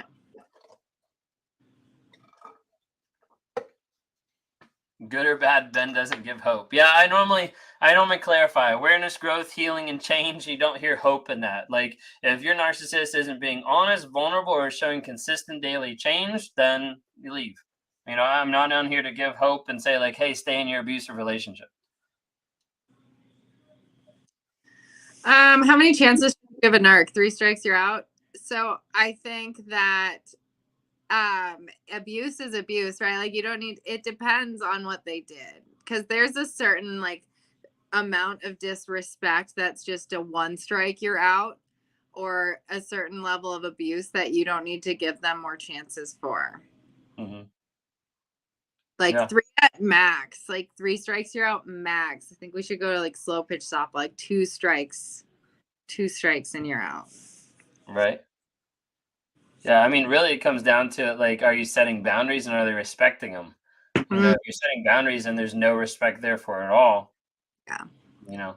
Yeah, because that's the chance, right? Like, hey, I didn't like that behavior. Will you change it? Okay, behavior changed. Mm-hmm. This person said, my narcissist always said there's no hope for him and he will always be miserable. Yeah, it's 100% true, because at the end of the day, no one's coming to save him. Yeah. And that's the thing that narcissists need to understand is like no one's coming to save you. Like get up and do the freaking work. Otherwise like nothing's gonna change. I did once say that it takes 7 tries to leave a narcissist to be done. Yeah, with the trauma bonding, it's like relapse. It's like a drug. And studies, I guess, are showing, I still have to read the research, but what I'm gathering is that on average, it takes victims or survivors about 7 tries to effectively leave the trauma bond. Look at you pulling up multiple screens. Look at me, right? Why are narcs so miserable and so obvious? Yeah, I mean they are miserable because they're living in that guilt and that shame, and they just try to push it down, sedate it, and kind of move on. I'll be right. Yeah, you're good. No worries. Will narc ever admit that he's a narc? Sometimes they will. Sometimes they'll be like, "Oh yeah, I am a narcissist." But the thing is, you have to remember, like, just admitting that a person is a narcissist doesn't mean that they're going to change. It doesn't mean they even care. A drunk could admit they're a drunk and do nothing about it to change themselves because they don't care. So like you have to be careful about that idea. Mine quit therapy after 2 months and said the gym would be his therapy. Would that work or help him? Answer is no.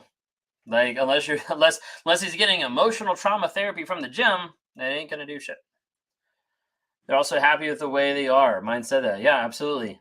Why so many of them still live with their mom into an older age? Keep waiting for an opportunity to fall in their lap without doing your work. Yeah, absolutely. Sadly, it took me more than 7 times. Oftentimes it does, unfortunately. Yeah. What happened when you go no contact for more than a year? Heal, grow, change, don't go back? How do you rebuild yourself after 16 years with them? Start to understand that your worth isn't defined by that person, but the worth is defined by you. And regardless of how he treated you, devalued you, or gaslit you, at the end of the day, you're in charge of the story that you tell yourself. You're in the charge of yourself. So work on your growth, healing, and change. How do you know when the narc is completely done with you? When you're 100% done with the narc. When you close the doors, go no contact ghosts, and there's no way for them to actually come back. That's when you know when they're done. If they keep trying, don't let them. Like, don't let them come back. If they keep trying, then, go to the place where you're no contact, get a restraining order. When will the Warrior Challenge sign up be available? It already is available. Go to rawmotivations.com, click on the Warrior tab, or rawmotivations.com/warrior. You can watch a couple of videos there for me. Be able to click on the next page. There's a discount code that they let me have that you can sign up with me as well.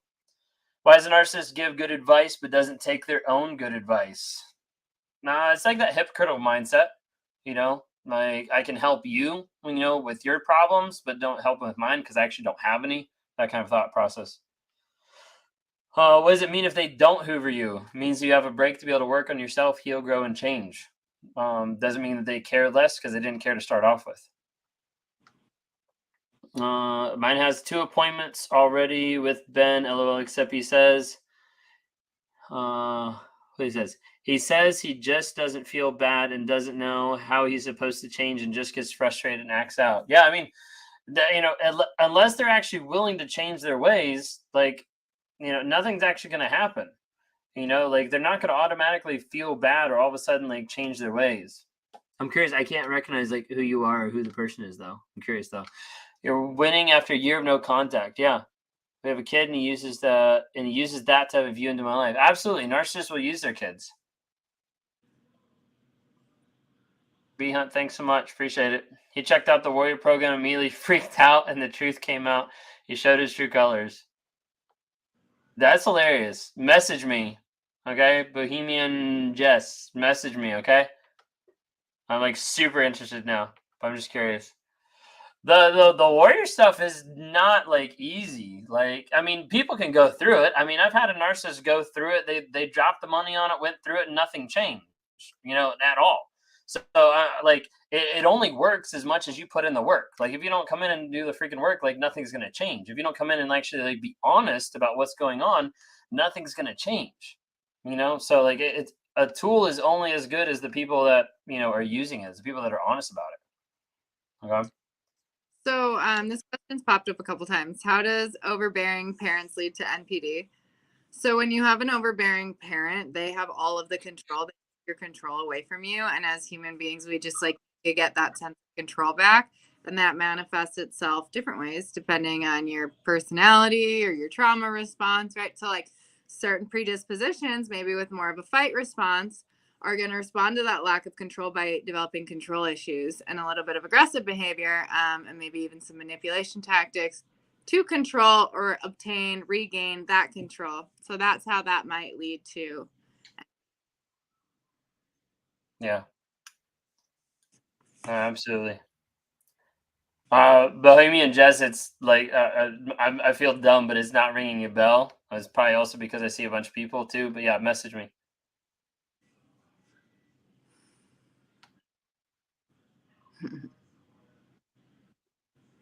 Kicked mine out after a boundary was broken. First time being separated, but I don't see going back. Yeah, Good for you you. know, if they're not willing to respect your boundaries, they're not respecting you at all.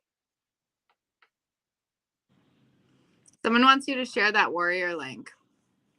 Where at? Instagram. Okay, I'll drop it in there. If you see a question, you can go for it. Okay. I'm looking. Just copy it real quick and paste it on everything. Will they spell it right? There you go. Alright, I'll share it to everything real quick. It's just my website. So if you go to my website, you'll find it there too. But there we go. I shared it with everything. The Warrior sign up link isn't working. I don't really know what you mean by not working. You go to my website, you click next, put in your name and email, and it should take you to the next thing. Is it not? I've had like several people sign up recently, so it should. Can you help me with my trauma bonding? But can you help me with my trust issues on men and my belief that all of them will cheat? I think both Ben and I are coaches that I tackle those issues. I'm sure you do too, Ben. Mm-hmm. Sorry, I was looking at one. Taking to the landing page, I'll reset. Okay. I mean, if you go to my website and you click on the next page and it doesn't, take you to the next page, like let me know. Everything should be working. Otherwise, if you go to wakeupwarrior.com and sign up, my discount code is only for faith-15. Takes like 15% off. If you run into issues, just shoot me an email, ben@rawmotivations.com, or message me on Instagram. Are there serious questions that narcs need to answer for a diagnosis? I'm looking for a therapist that deals with narcissist trauma bonds. So it's not necessarily a series of questions as much as it is a personality and psychological assessment that's done. There's multiple personalities. Ben, how were you diagnosed? You're officially diagnosed, right? Mm-hmm. Whereas Yeah, it was through therapy. It wasn't necessarily a list of questions. It was like a lot of therapy before we even like got to that place where she would even say anything about it being like official. did you walk in like, I think I'm a narcissist? Yeah. Okay. At that point, I already had like a good idea of like what was going on, what I was like identifying with, and things like that. Mm-hmm. Mm-hmm. But you mean just, yeah, maybe you never did. I'd be curious. Just message me and let me know. How do you overcome the shame and embarrassment after the discard? First off, understand that you're not alone. I mean, right now we're doing like I wouldn't say like a big live, but I mean there's like 200 people on these different platforms watching right now. So like know first off that you're not alone. Just to give you an idea, like the Narc App that we created, Narcissistic Abuse Recovery Community, has over like 3,500 people that have downloaded and logged in. Like you're not alone. So that's like number one, like overcoming the shame and embarrassment after being discarded. Like understand that it's not just you. There's a lot of other people that are struggling with the same stuff, and you're not alone. The second part is don't let the shame and the embarrassment end up be what defines you. Mm-hmm. A lot of times people start into the negative self-talk at that time where they start thinking like that's all that they are, and they don't start working on themselves. That's when you start working on yourself and start redefining like who you are, where you're going. That self-worth, that self-talk is so helpful. Yeah, and with the self-work, what it comes down to is understanding that it says nothing about you. It has absolutely nothing to do with you that the narcissist discarded, and it's only has anything to say about them and their personality and their capability of being in a relationship. And they're them wanting to be in that relationship. It's not that you're not worth loving. That was just the wrong person. So I think it's hard to stop, to like disassociate, to separate your identity from the situation, because it's not you.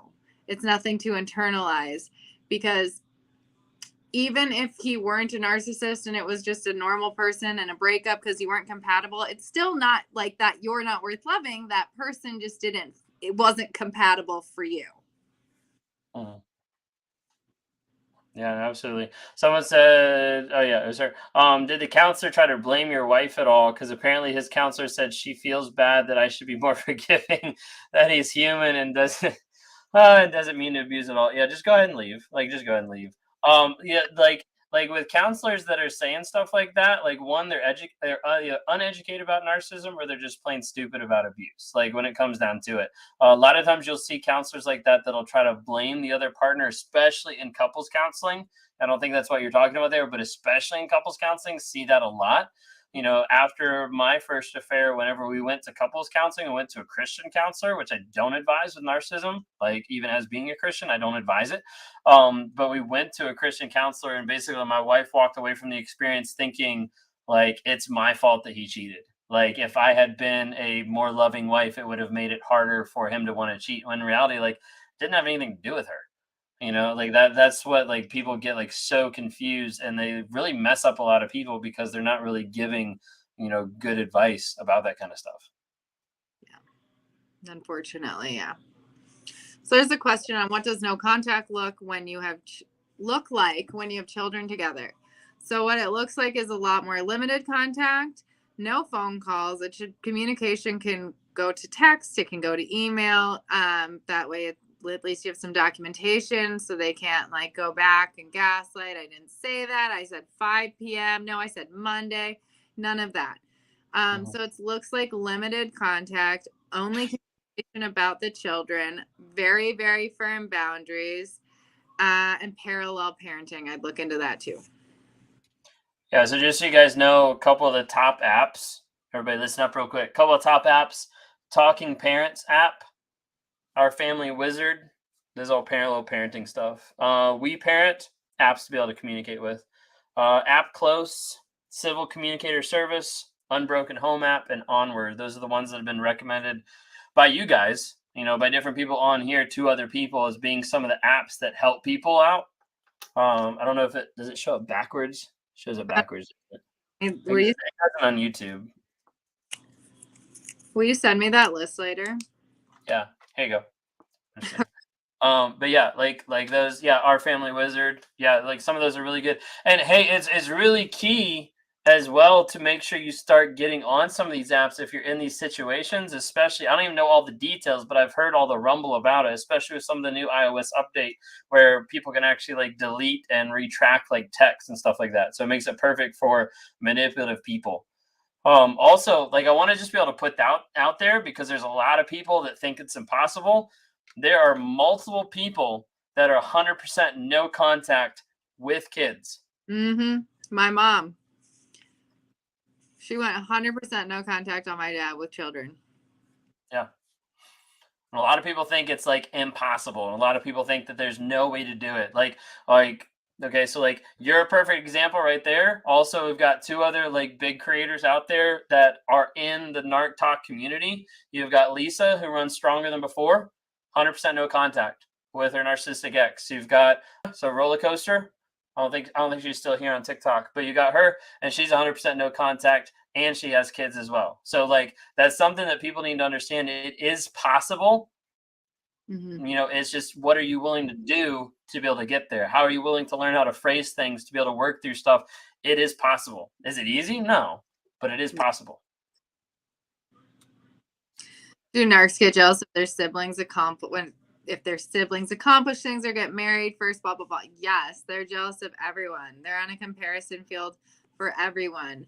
Other people succeeding and accomplishing bothers them because it needs to be about their success and accomplishments.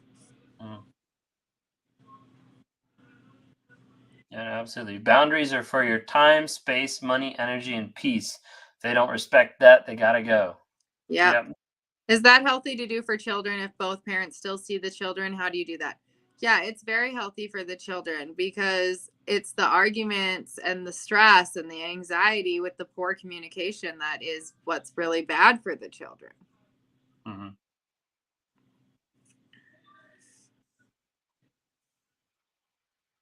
What were you saying about the new iOS update? I don't have all the details. From what I heard, a couple creators that were saying a couple days ago or whatever, that the new iOS update had some feature where you could like delete text and it would like delete off the other person's phone, or you could like retract text through like iMessage stuff, and it would like do it that way as well. I'm not 100% positive, so don't quote me, but that's what I was seeing from other creators who had looked into it more than I had. Can you discuss how easy it is to not realize that you're with a narcissist?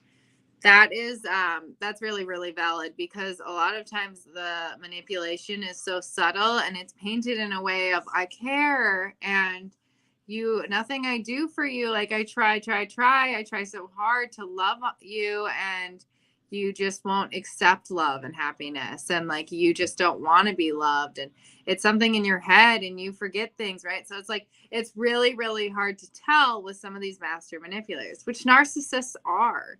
It's manipulation, and they use a lot of half truths, and they pull from a lot of truths to justify a lie or to prove a lie. They'll take truths to prove lies, and it just is really, really confusing. Yeah. A lot of people, I've heard stories where women have worked with abuse victims, like that's their career, and they didn't realize they were being emotionally abused because there was no verbal or physical abuse. That's how hard it is to tell if you're being emotionally abused. Yeah, in the past week, I've talked to a social worker, a psychologist, and someone in clinicals. Yeah. Yeah, it's very true. Gosh, there's two. Oh yeah, Beautiful Disaster said within 15 minutes they can delete the text. Interesting. That's crazy. That's crazy. And then wait, there's another one. Oh, where'd it go? Other accounts. Oh, okay. Other good accounts like yours to follow. So you can go to TikTok and you can follow Raw Motivations. You can go to YouTube and you can follow Raw. No, I'm just kidding. Like, yeah, I'm on all platforms with Raw Motivations. So good accounts to be able to follow. So obviously, I'm going to recommend Stan Coaching because she's on right now. So I better, right? But she's on Facebook, YouTube, right? We're getting there. I have and TikTok. So I'm on TikTok. Yeah, TikTok and Facebook, TikTok and Instagram mainly. Sorry, I'm like botching it. But yeah, so you got Stan Coaching, absolutely great. You've got Lee Hammock with mental illness, obviously. Pretty much that's why like the majority of y'all are over here anyways because of him. Then you also have Lisa, Stronger Than Before. You've got Roller Coaster of Love. You got Bree, Abuse is Abuse.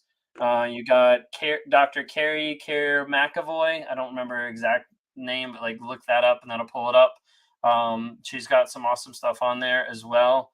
Some of you guys probably follow like Sinful Cynthia. She's got some great ones. I was like, yo, Trey, like he's on here too. There's this, oh my gosh. Other ones. Yeah.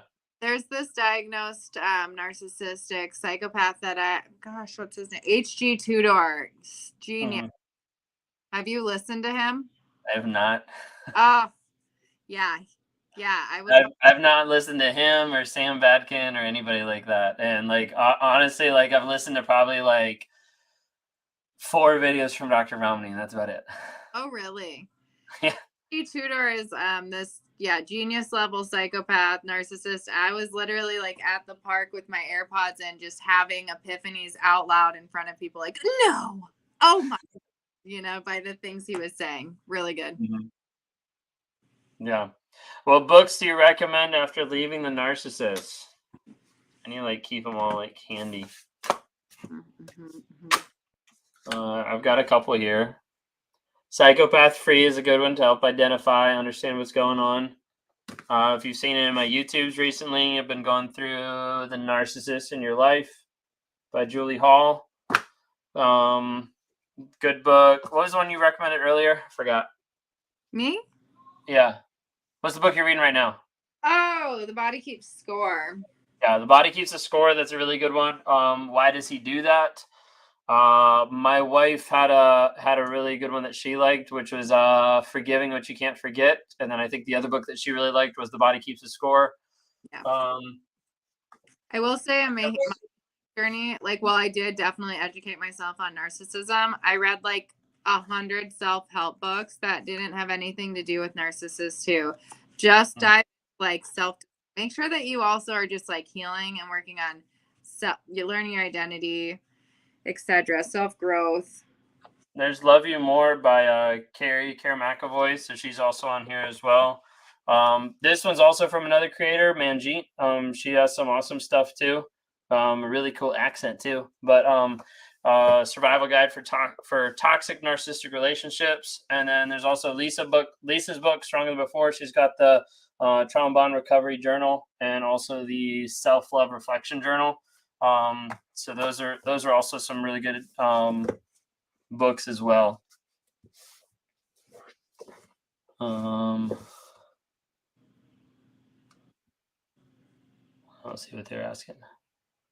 But yeah, so that gives you kind of Body Keeps the Score. Also has a workbook. There's also another book out from Jackson McKenzie, the one who does Jackson McKenzie, Psychopath Free. I think I have it in my cart. I haven't got it yet. I heard from a couple people that it was really good, but I don't remember what it's called. So whoever did Psychopath 3 did a second book. Somebody will probably throw it in the chat, but I don't remember what the book was. Do I want to write a book? I don't know. Whole Again. Yeah, that's the name of the book. Whole Again. Yeah. What? Nothing. Book. I don't know. Whole Again. That was the name of the Jackson McKenzie book, the second one. Whole Again. Yeah. Brittany recommends it, so it must be good. Let's see. Yeah. So yeah, those are some good books. Hey, she tutor and mental healness on YouTube. Hey, I'm on YouTube too. I'm just kidding. But yeah. Can they get physical if they never have before? Yeah, I wouldn't put anything past them. Yes. Yep. Definitely.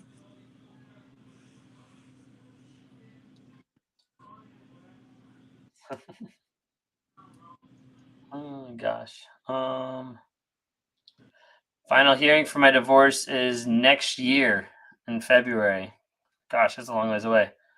Any advice? Haven't heard much from him since I left in January. Will he reach out before the hearing? How do I win? A lot of that really is in the courtroom, like not reacting. Thankfully, you've got like a long time to be able to work with it. Check out oh crap, what's his name? Was it Judge Anthony or whatever? Like he's got some really good stuff about like narcissistic stuff in the courtroom. I also think that you ask, will he reach out again? I always adjust my expectations with the narcissist for it to be like, yeah, like just imagine it happening. That's where your expectations should be. Yeah. Yeah. Beautiful dude. As I was saying, physical, throwing things at you, bumping into you hard intentionally. Like a lot of times there's physical things that are happening before they punch you. A lot of times people say like, oh, they didn't get physical because they didn't like physically hit me, but they still like were physical by, bumping into you, like pushing past you, like throwing stuff. All that stuff is physical. Doors, barring the door, not letting you out. Mm-hmm. That is abuse. What does Katherine think about open relationships? For real, I just feel like it would take away the need to hide stuff. What do I feel about open relationships? I think like, would that fix the problem of like a narcissist cheating or whatever? No, I don't think that an open relationship will help a narcissistic relationship. Like in general, I think open relationships are fine if all parties are fine with that, if that's like what you're into and your personality. But if you think that will like satisfy a narcissist, it won't, because it's not just the cheating. It's the control and the use and the manipulation and the devaluing. And there's just so much more to it. Yeah, at the end of the day, you'll just be the one that gets hurt. There's countless people. The a lot of people on here, like changed and modified and like became different for the narcissist for no avail. Like it didn't change anything. So like you get into an open relationship saying like, hey, like this will maybe make it work, and it doesn't. Because ultimately that's not the end game for the narcissist. The narcissist thinks that they'll think that'd be great, but especially for an open relationship with narcissist. An open relationship with a narcissist means that it's open for them, not for you. Exactly. It doesn't go both ways. And remember, like we said earlier, they get bored easily. So like right now, that's what they want, but that's not going to be what it is tomorrow. Mm-hmm. Yeah, absolutely. Yeah, stop giving more of yourself and adjusting your boundaries and your comfort zone for another person. Mm-hmm. Yeah, someone said, don't change your values to suit theirs. Another person said, I did that for the narc. Didn't make it any better. Yeah. Do narcissists plan the discard in advance or it just happens on impulse? I kind of want to say both. Yeah. It depends on the person.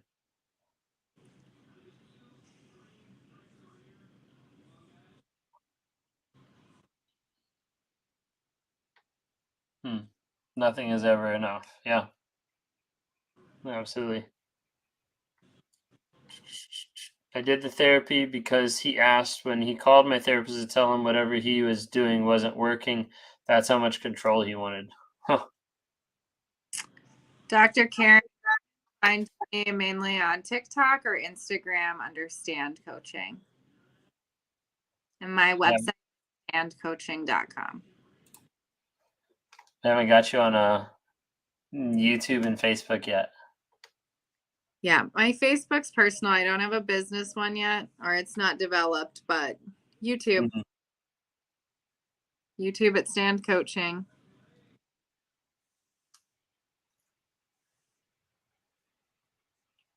Awesome.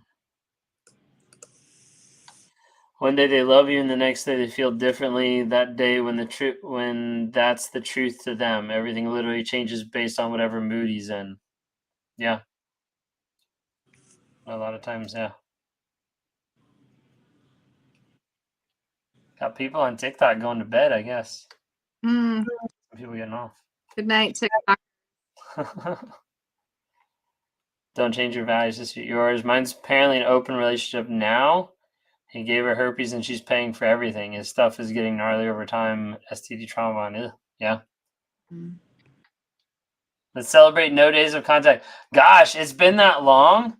Yeah, that's crazy. 368 days. That's crazy. That's awesome. Wow. I didn't realize it'd been that long. It does not seem like it's been that long, but that is like super awesome to be able to hear that. 368 days. Does anybody else have their freedom date or how long it's been? Can we talk about breadcrumbing a little bit? Yeah. Breadcrumbing is analogous to giving a starving person breadcrumbs and how grateful they'll be for a morsel of food when they're in that state. So the analogy is that they starve you for affection, respect, decency, love, attention, validation, anything, all of it, right? They like starve you of all of your emotional needs, maybe even financial or physical needs. But then when they give you a little bit of attention, love, affection, something, you're extra grateful for it because you've been so deprived of it. Yeah. I've just been terminology for a while. That's why you're the one working on the Narctionary for the Narc App. Okay. Somehow forgot that. The book is called The Body Keeps the Score. Yeah, there you go.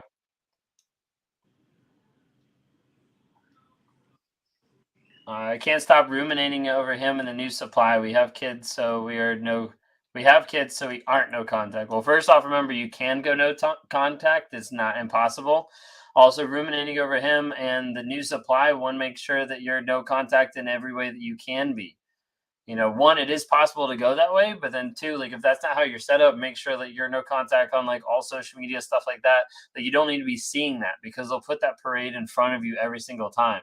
The other thing is when you're ruminating and thinking about it, typically what's happening there is you're telling yourself a certain story about what's actually happening, or you're believing something that's false. You know, understanding what's actually going on and the truth of the situation is part of the first step to actually getting free from that.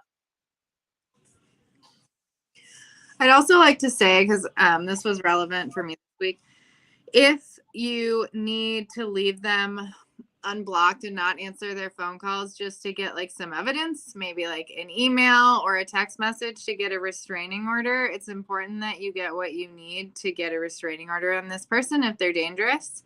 And also there are apps out there where you can set it to record certain contacts phone conversations. So when that contact calls your phone, it'll automatically be recorded. I'm not sure of any apps off the top of my head. I would just go to the App Store, phone recorder app. What is it called? I can't think of them right now. But it's hard too, because depending on your state, sometimes that's illegal or that's not allowed though too. Oh, really? They gotta get thrown out in court or something like that. That's too bad. Yeah. Which is weird because like some courts will take like video evidence, you know, but Yeah. I guess the whole like, you know, recording without consent. Mm-hmm.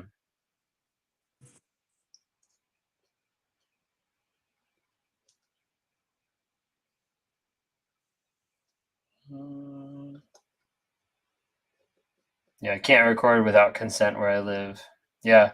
Yeah, I think it depends on some places. Some places the laws are a little bit different. Like some places you can't like set their stuff like out on a curb unless you serve them like an eviction notice first. Like it's pretty crazy.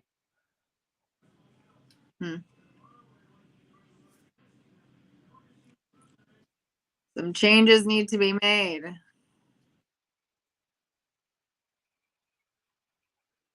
What do you do when you blame shifts? How can you get them to focus with anger or deflection? How do you get them to focus? I'm not sure what you mean how they get them to focus. So like when you blame shifts, like he's gonna be blame shifting like back on you. Like he's gonna be blame shifting like everything he can back on you. And so like understanding like, hey, like that's not true. Like understanding like the truth of the situation, like that's like huge. You know, so making sure you know what's actually going on and you're not getting confused by the like gaslighting. I dropped a video last year that I still have people regularly refer back to that said it was helpful for them. So like video says basically is you have to go in there and remember why you're there and what you're talking about. The example I used in my video was Tuesday. So when they're like over here, and they're deflecting and they're blame shifting, like in your head, you're like Tuesday, Tuesday, Tuesday, Tuesday, Tuesday. Like you cannot forget your position and what you believe, which is that you're not to blame. Yeah. No, absolutely. Ex as a narc, his mom is worse. He kept our 4-year-old away from her for 3 years now that we're divorcing. He wants to bring her around our kid. How do I protect my son from her? Yeah. I mean, it's hard because like if you like say if you have like joint custody or whatever, like you can't always control who they're gonna bring around.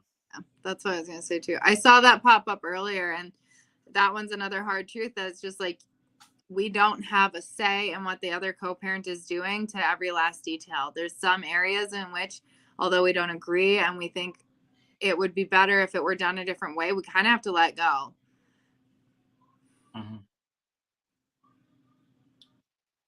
And letting that control and some of those fights will just breed a healthier environment for your child instead of fighting and adding more anxiety on something that you can't control in the end, and that will probably be done behind your back anyway. Someone said, well, narcissists discard you if they don't have a new supply lined up. Sometimes, but more than often, they always have someone lined up. I normally have someone in the wings. This whole time.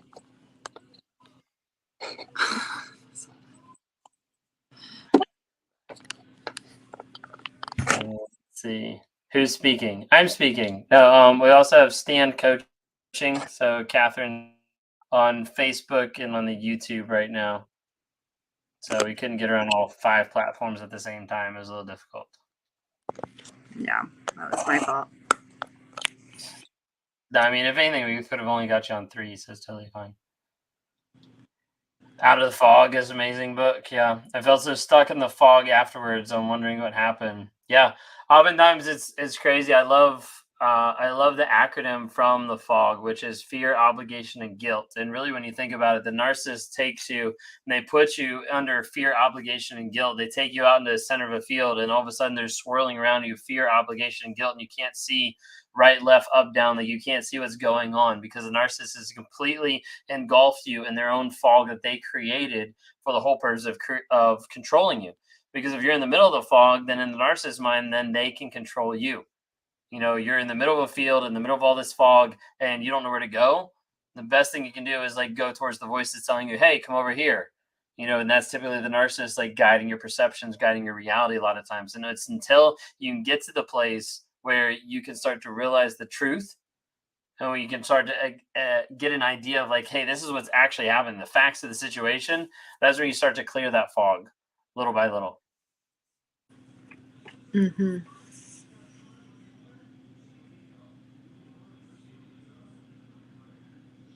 It's powerful. Someone said, you see how this person reacted to comments. He is a narcissist. You're feeding him. I am a narcissist. Welcome to my channel. I got confused there, but hello. Welcome. The narc would talk about his ex as if he recently left them, but in fact, it was years, even decades ago. Why do they feel like it's current hurt? A lot of times they're bringing that up for like sympathy or to try to get you to like be like, oh my gosh, like let me help, you know, all this kind of stuff. Like a lot of times, like, and the crazy thing, like with narcissists and like with their lies and stuff, is they'll fabricate anything. Like I was talking to someone the other day that they fabricated like the whole like first part of their life and in communicating to the other person. It wasn't until like years down the road that they actually realized like all this stuff is completely fake. Like they had like no clue that it was like completely fake. So like a narcissist will bring up anything in the past. Yeah. Exactly. Fake vulnerability. Instagram called it out. Like fake vulnerability. Like they'll bring up anything in the past to be like, oh my gosh, I was emotionally hurt. Oh my gosh, like this happened, to be able to come across of like, oh, like this is actually, you know, this is actually true vulnerability, or they actually have emotion when in reality it doesn't. Vulnerability that's in the past is not true vulnerability. It's typically like fake vulnerability. Yeah.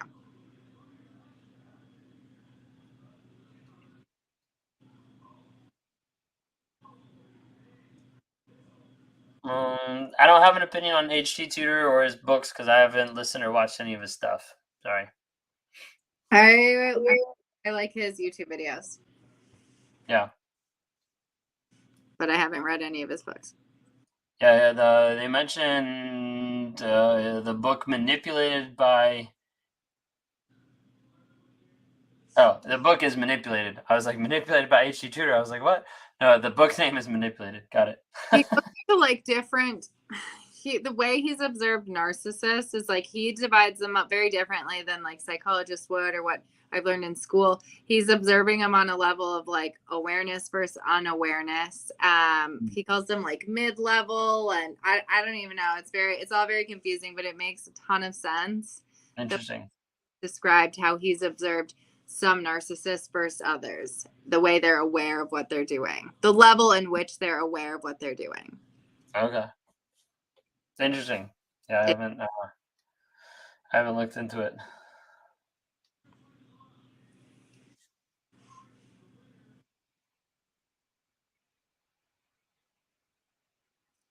Bottom line, where all men don't want to cheat. What was that?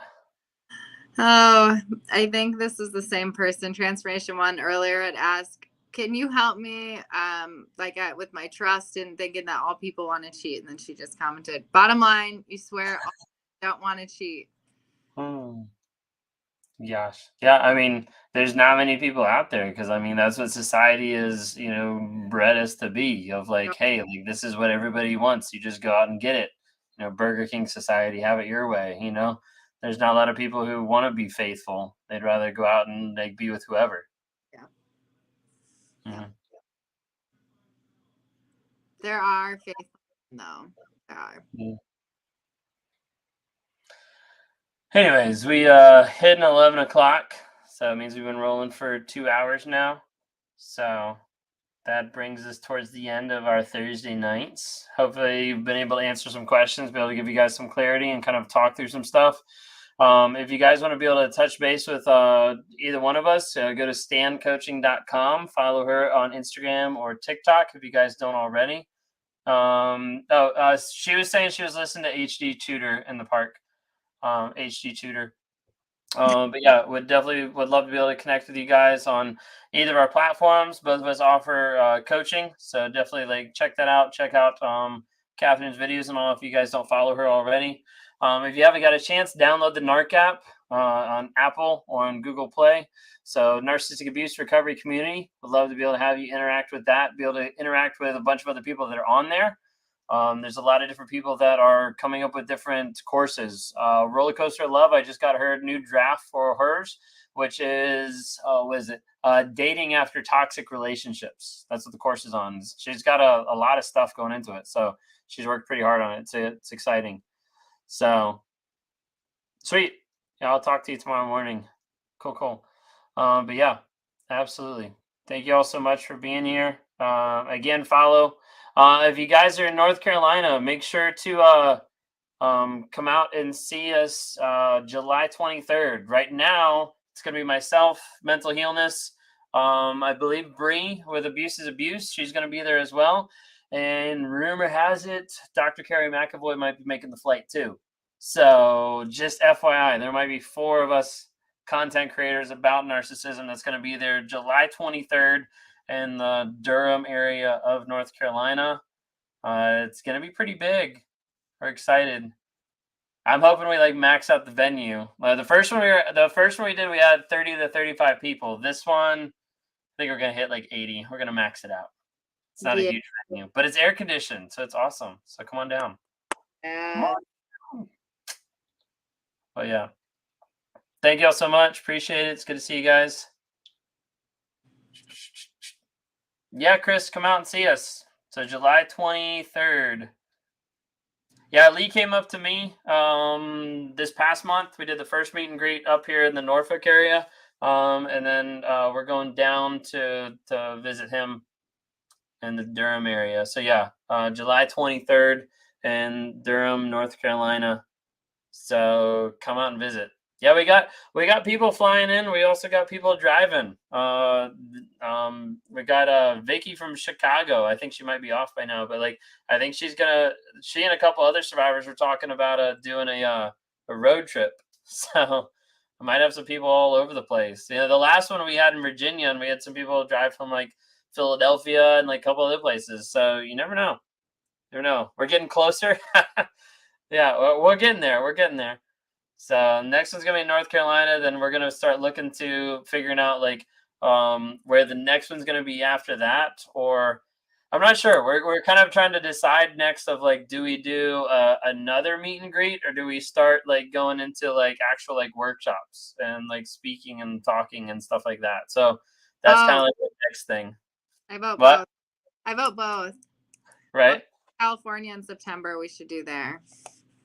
You'll be in California in September. Okay. What for? I'm from California. Family, just to see family. Oh, just to see family. Yeah. No, absolutely. Awesome. All right. Well, it's great to see you all. Thank you guys so much. And y'all have a great night. See you. Let me go ahead and get off a couple of these real quick.